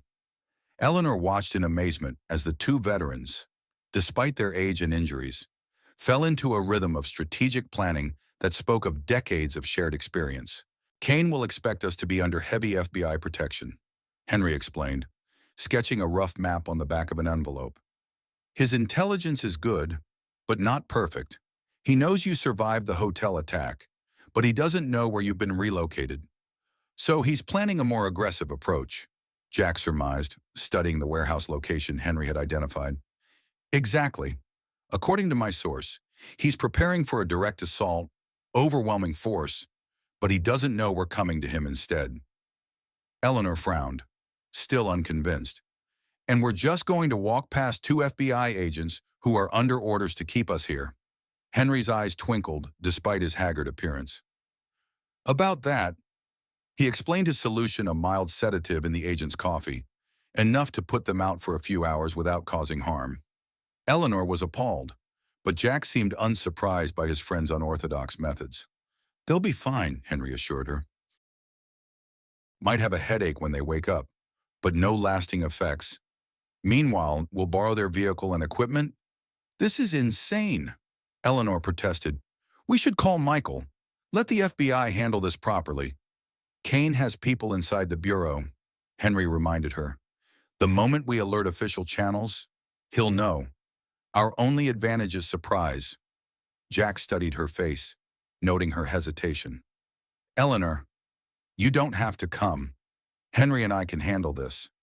She looked at the 2 men, Jack with his torn stitches and decades out of combat, Henry with his makeshift bandages and exhausted eyes. They were willing to risk everything to protect her and bring Kane to justice. "If you think I'm letting you two go alone, you're out of your mind," she said firmly. "I started this. I'll see it through." Jack smiled, a hint of admiration in his eyes. Richard chose well. The plan was set in motion within the hour. Henry slipped the sedative into the agent's late-night coffee, and by midnight, both were sound asleep in their monitoring positions. Jack left a note explaining they'd be back before morning, then helped himself to Agent Carson's sidearm and radio. They took the FBI's unmarked SUV, Henry driving with the confidence of someone who'd conducted countless covert operations. The night was clear and cold, stars brilliant in the Montana sky as they made their way toward the industrial district on Billings' north side. "Kane's team will be doing final preparations," Henry explained as they approached the target area. "Based on the intelligence, he's planning to move at dawn. We have a small window to get in position." The warehouse district was deserted at this hour, most buildings dark and silent. They parked several blocks from their target, continuing on foot to avoid detection. Eleanor, dressed in Agent Carson's FBI windbreaker over her borrowed clothes, felt utterly out of place. She was an accountant, for heaven's sake, not a field operative. Yet as they moved carefully through the shadows, she found herself drawing on unexpected reserves of courage. The past week had changed her in ways she was only beginning to understand. "There," Henry whispered, pointing to a nondescript concrete building with loading docks facing the street. "Two guards at the main entrance, probably more inside." They observed from the cover of a vacant lot across the street. As Henry had predicted, two armed men stood watch at the entrance, alert despite the late hour. "How do we get past them?" Eleanor asked. "We don't," Jack replied. "Henry found us another way in." They circled the block, approaching the warehouse from the rear, where a chain-link fence surrounded a small employee parking lot. The fence was topped with razor wire, but Henry had come prepared. From his tattered jacket, he produced a pair of heavy-duty wire cutters. "Some tools never go out of style," he murmured, making short work of the fence. They slipped through the gap, staying low as they crossed the lot to a service door. This too was locked, but Henry tackled it with practiced efficiency, using a small electronic device that Eleanor suspected wasn't standard issue for retired intelligence officers. "Where did you get that?" she whispered. Henry winked. "I've kept a few toys from the old days. Never know when they might come in handy." The lock disengaged with a soft click, and they eased inside, finding themselves in a narrow hallway dimly lit by emergency exit signs. The sound of voices drifted from somewhere deeper in the building, men talking, equipment being moved. Jack took point, moving with a hunter's stealth despite his injured side.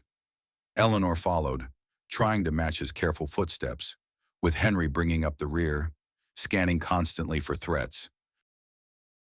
The hallway opened into a maintenance area, and from there to a catwalk overlooking the main floor of the warehouse. They crouched low, peering through the metal grating at the scene below. The space was brightly lit and buzzing with activity. At least a dozen men moved purposefully among crates of equipment and weapons. Vehicle parts were being assembled what looked like armored panels for SUVs. Another group worked on what appeared to be explosive devices. And there, in the center of it all, was Victor Kane. Even from a distance, his commanding presence was unmistakable. Immaculately dressed as always, he moved among his team with the confidence of a general inspecting troops before battle. His silver hair gleamed under the harsh warehouse lights as he examined a tactical map spread across a folding table. "Bigger operation than we thought," Jack whispered. "There must be 15 men down there." Henry nodded grimly. "More than I expected. Change of plans, we need to find Kane's command center. Get to his files, his communications." "Why?" Eleanor asked. "I thought we were here to stop him." "We are," Henry confirmed.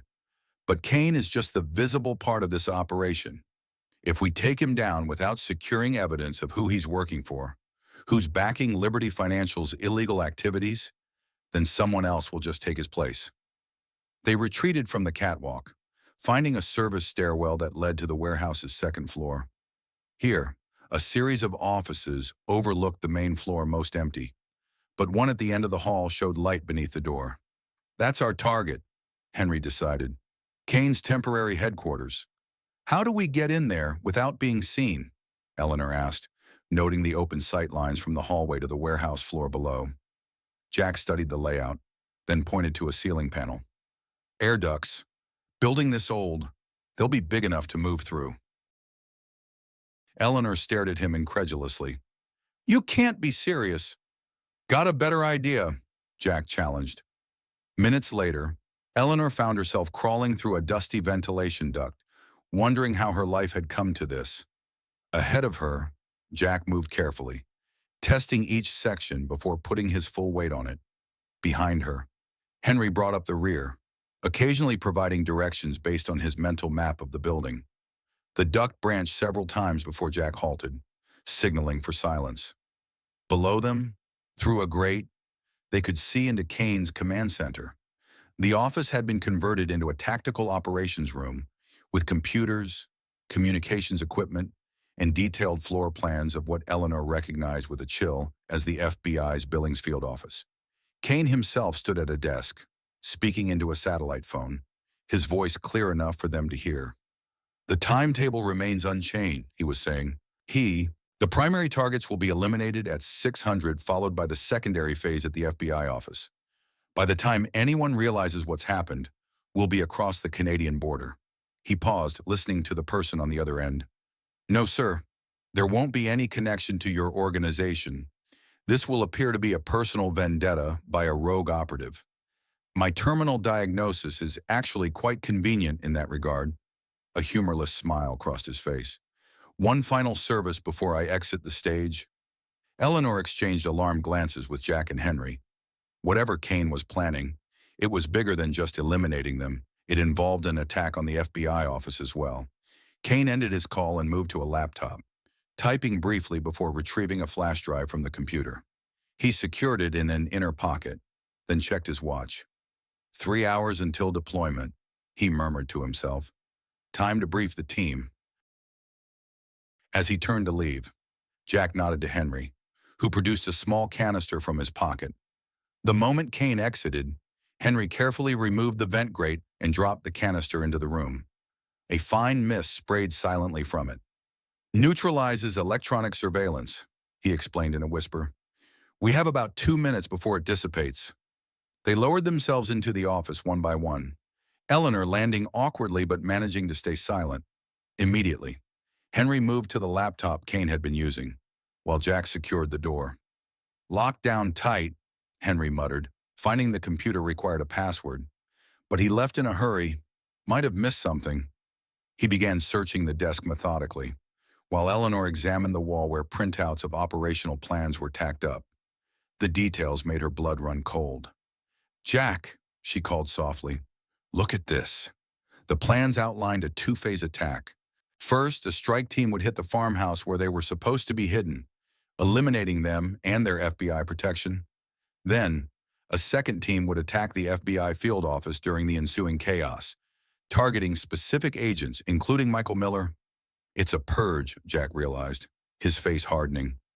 Kane's tying up loose ends, eliminating everyone with knowledge of Liberty Financial's operations. And his mystery employer gets plausible deniability, Henry added, still searching the desk. Kane takes the fall as a rogue agent, while the real power behind the scheme remains hidden. Eleanor's mind raced. We need to warn Michael. Warn the FBI. Phone lines might be monitored, Henry cautioned.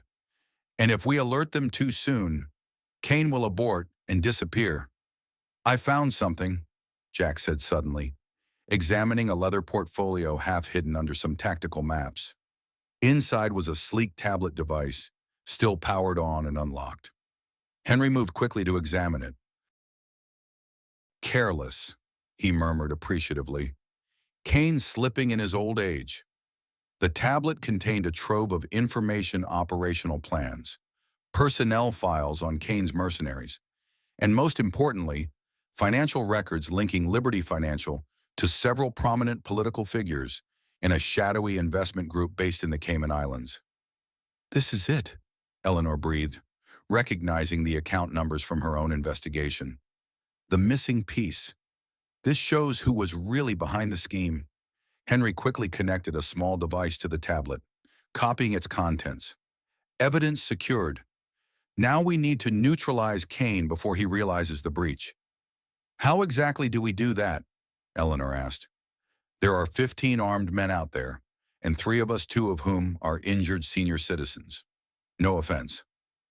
None taken, Jack said dryly. And you're right. A direct confrontation would be suicide. We need to be smarter than that. Henry's eyes gleamed with the light of inspiration. Kane's planning to hit the farmhouse at dawn. Right. What if we trigger his operation early but with the FBI waiting for him? Jack caught on immediately. We warned Michael, set up an ambush, but we'd need to ensure Kane doesn't get wind of it.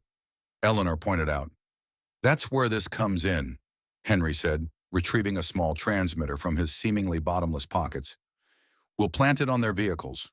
Once they're en route, we alert the FBI. Kane will be committed to the operation by then. No turning back. They quickly formulated a plan. Henry would plant the tracking devices on Kane's vehicles, while Jack created a diversion. Eleanor would remain in the office to search for any additional intelligence. Be careful, she urged as the 2 men prepared to leave. If anything happens to either of you, just focus on finding anything else useful. Jack interrupted gently. We'll be back before you know it. After they slipped out, Eleanor turned her attention to the office, methodically examining every drawer, folder, and scrap of paper. The tactical maps were particularly revealing, showing not just the planned attacks but escape routes, backup rendezvous points, and contingency plans. She was photographing these with Agent Carson's phone when a noise at the door made her freeze. Someone was unlocking it from the outside. Eleanor frantically looked for a hiding place, finally diving beneath the desk just as the door swung open.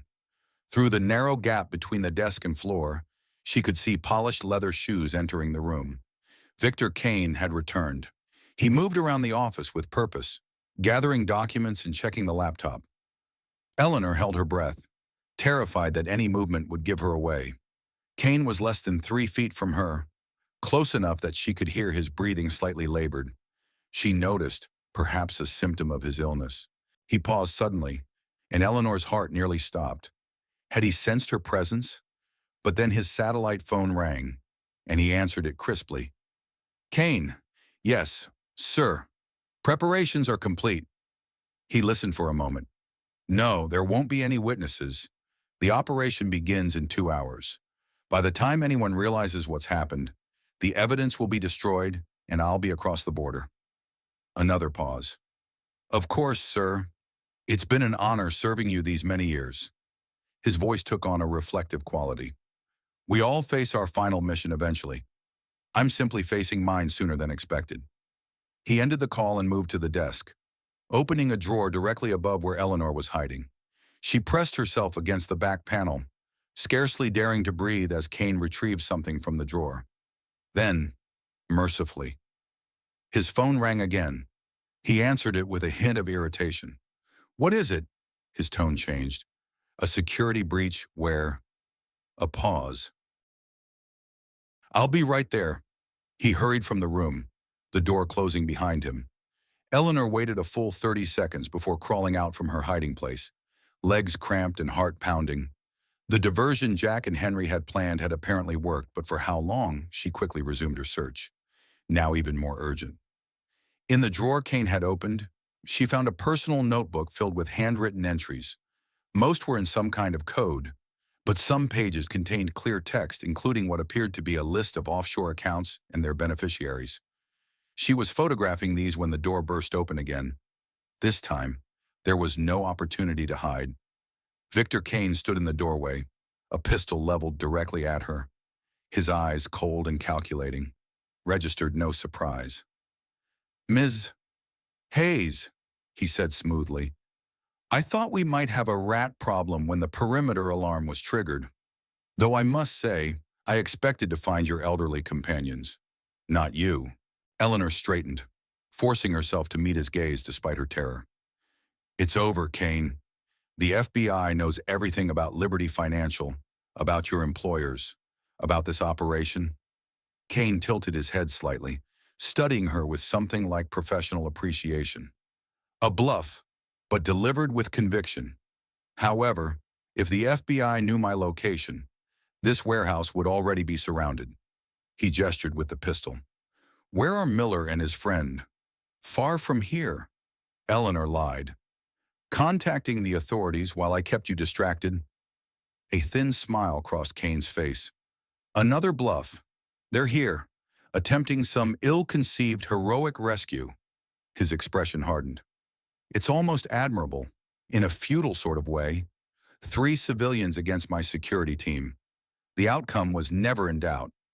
He stepped fully into the room, closing the door behind him. You know, I've been in this business for over 40 years. Ms.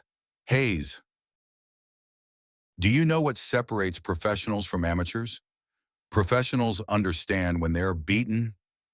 Is that why you're working for corrupt politicians and stealing from veterans' pensions? Eleanor challenged, her fear giving way to anger. Because you're such a professional.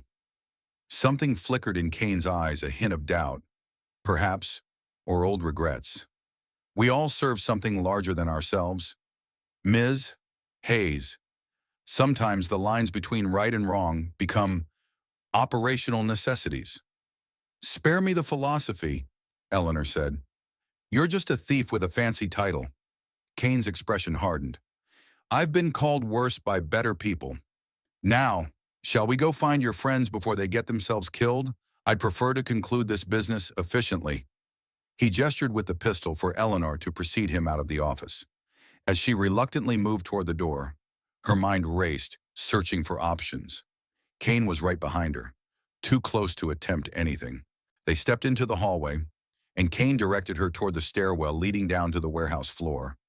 As they reached it, the lights suddenly went out, plunging the entire facility into darkness. In the momentary confusion, Eleanor felt herself yanked sideways into an alcove. A hand clamped over her mouth, preventing her from crying out. She heard Kane curse, then the sound of his footsteps moving rapidly away. It's me, Jack's voice whispered in her ear. Are you hurt? She shook her head, relief flooding through her as he removed his hand.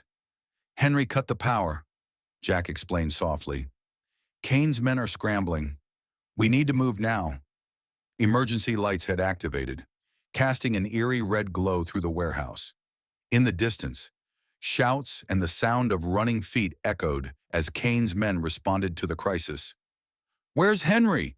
Eleanor asked as Jack led her swiftly along a service corridor. Creating more distractions. Man's having the time of his life. Despite the tension, there was a note of affection in Jack's voice.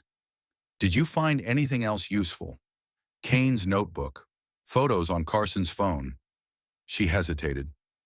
Jack, they're planning to attack the FBI office after they hit the farmhouse. Michael is specifically targeted. Jack's expression darkened. All the more reason to end this now. Henry managed to plant trackers on their vehicles. We just need to get out of here and alert Michael. They reached a rear exit, finding it unguarded in the chaos. Outside, the night air was crisp with approaching dawn, the sky beginning to lighten in the east. Henry said to meet at the extraction point, Jack said, leading her toward a cluster of storage containers about 100 yards from the warehouse. They had almost reached the containers when a voice called out behind them. That's far enough. Miller. They turned to find Victor Kane standing 20 yards away, pistol raised. In the growing light, his face was a mask of cold determination. You've caused me considerable inconvenience, he said, approaching steadily. I'm afraid our game ends here.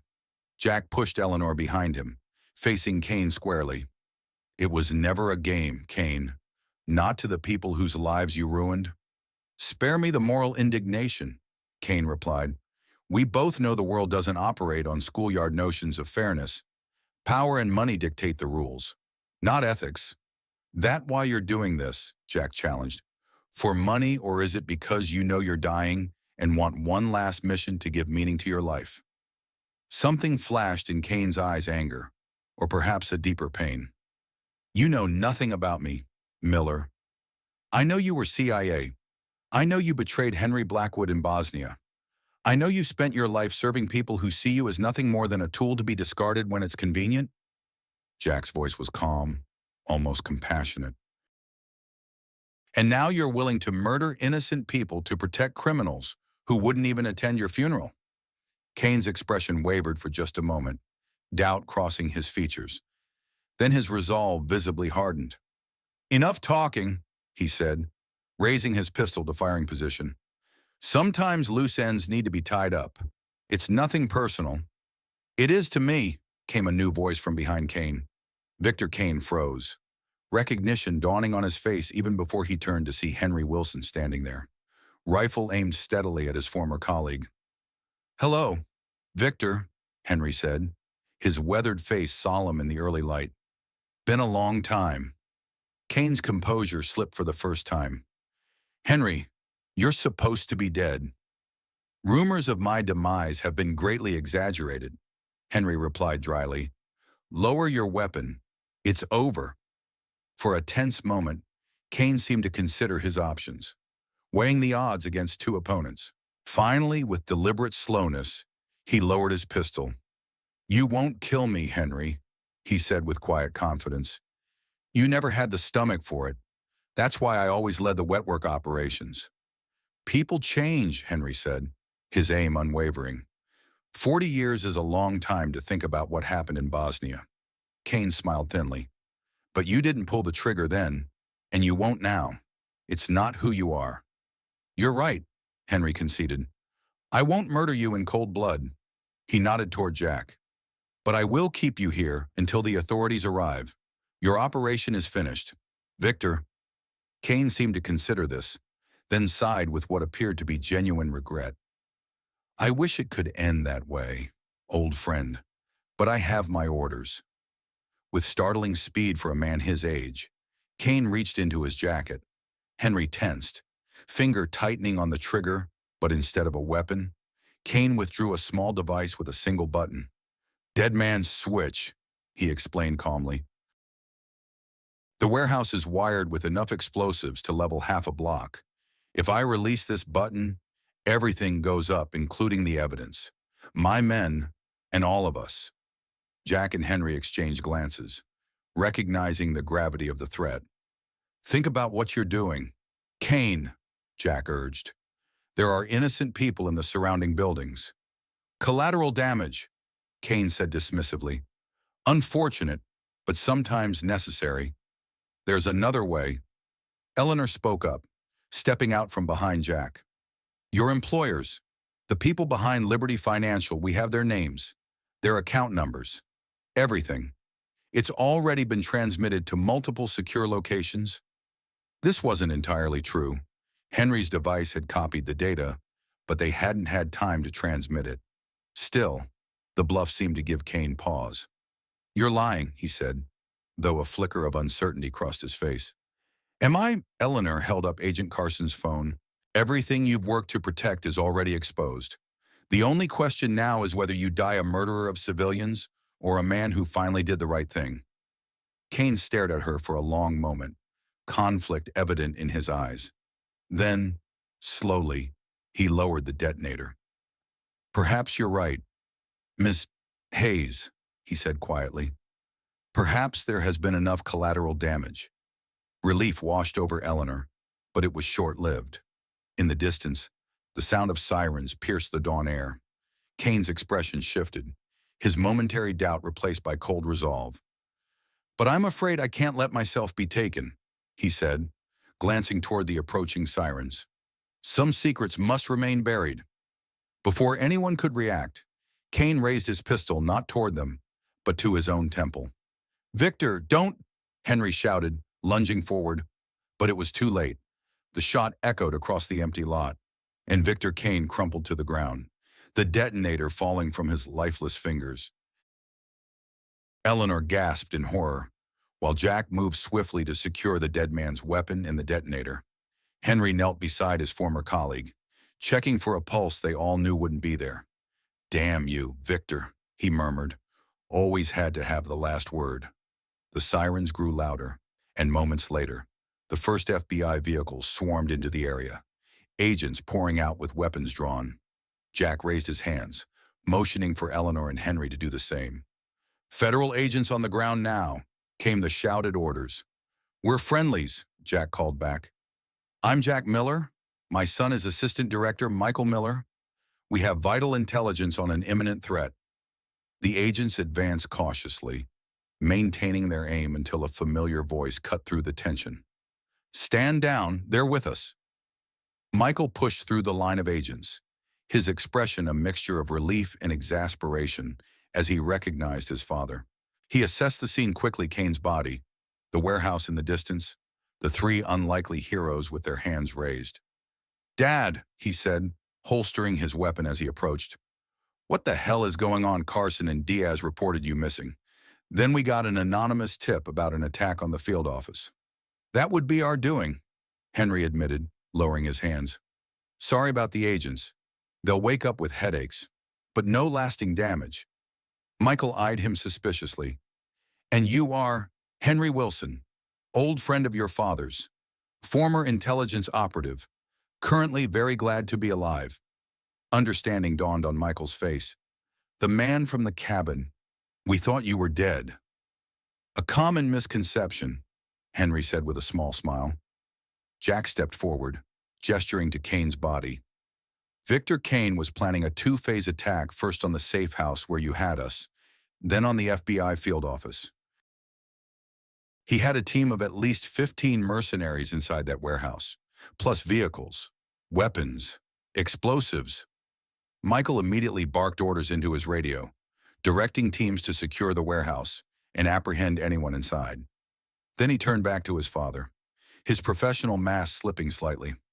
"You could have called me," he said quietly, "instead of going rogue and confronting an armed mercenary team."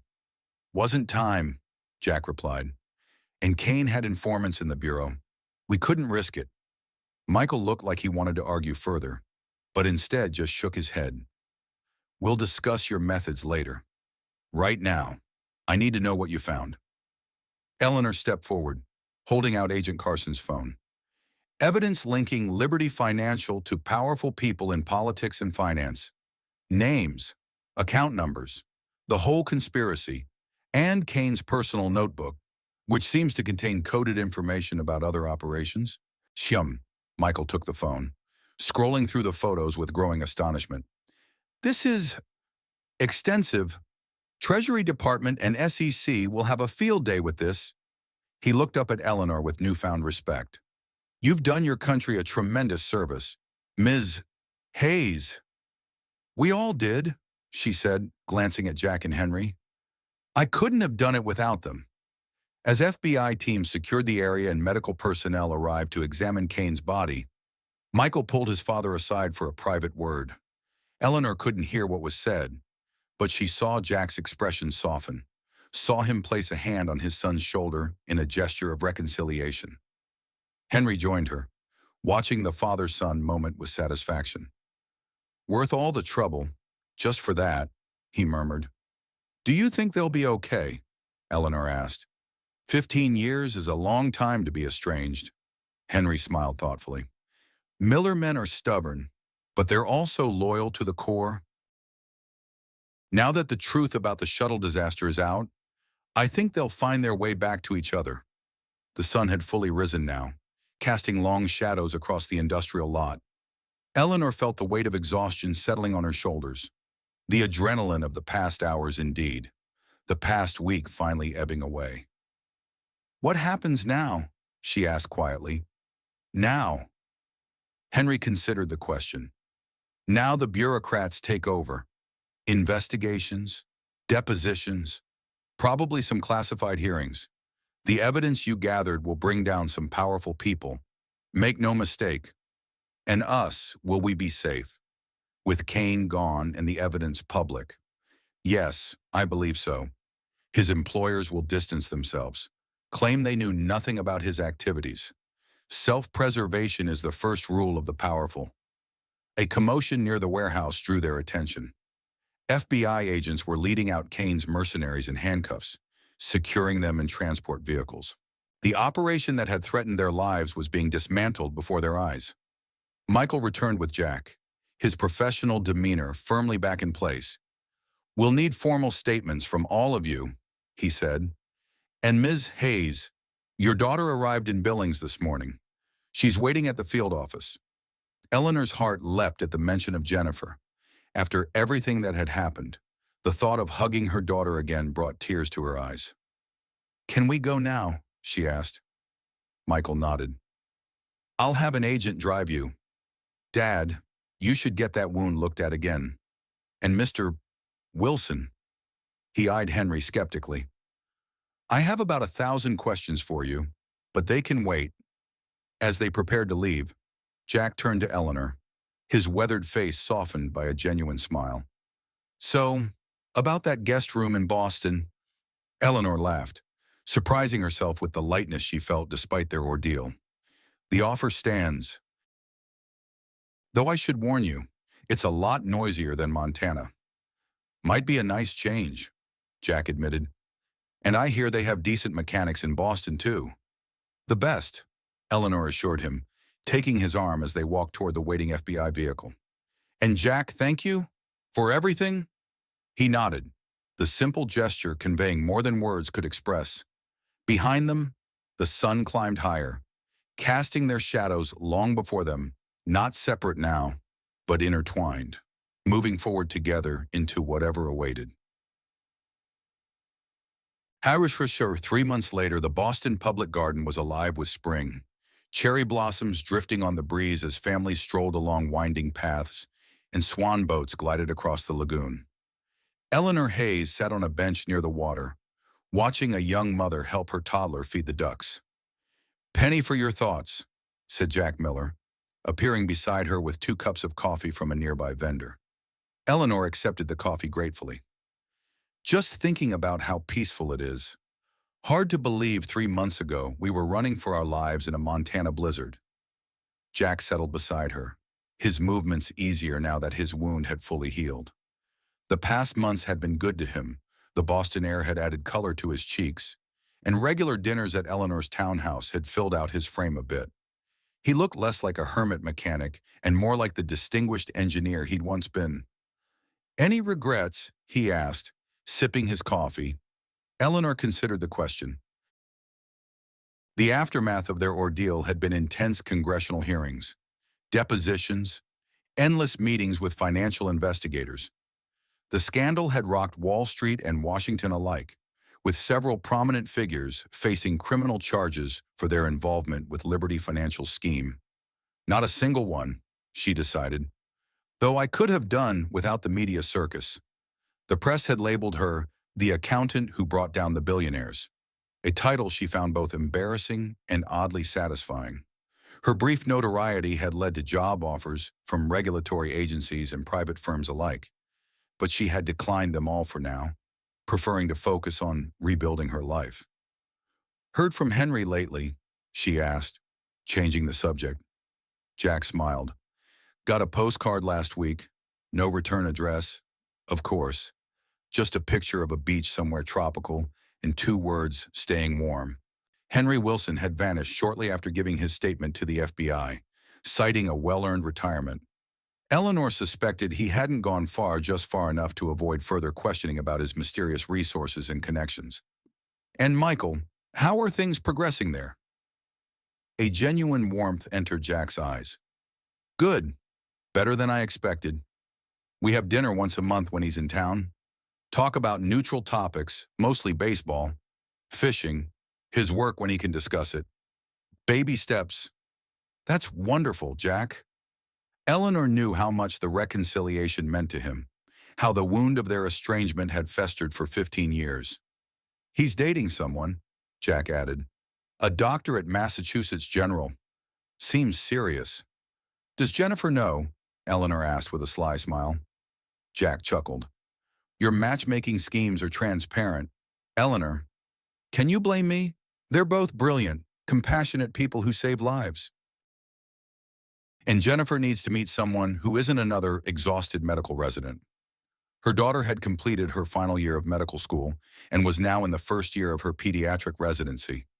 The hours were brutal, but Jennifer thrived on the challenges, just as she always had. They sat in comfortable silence for a while, watching children play and couples stroll past.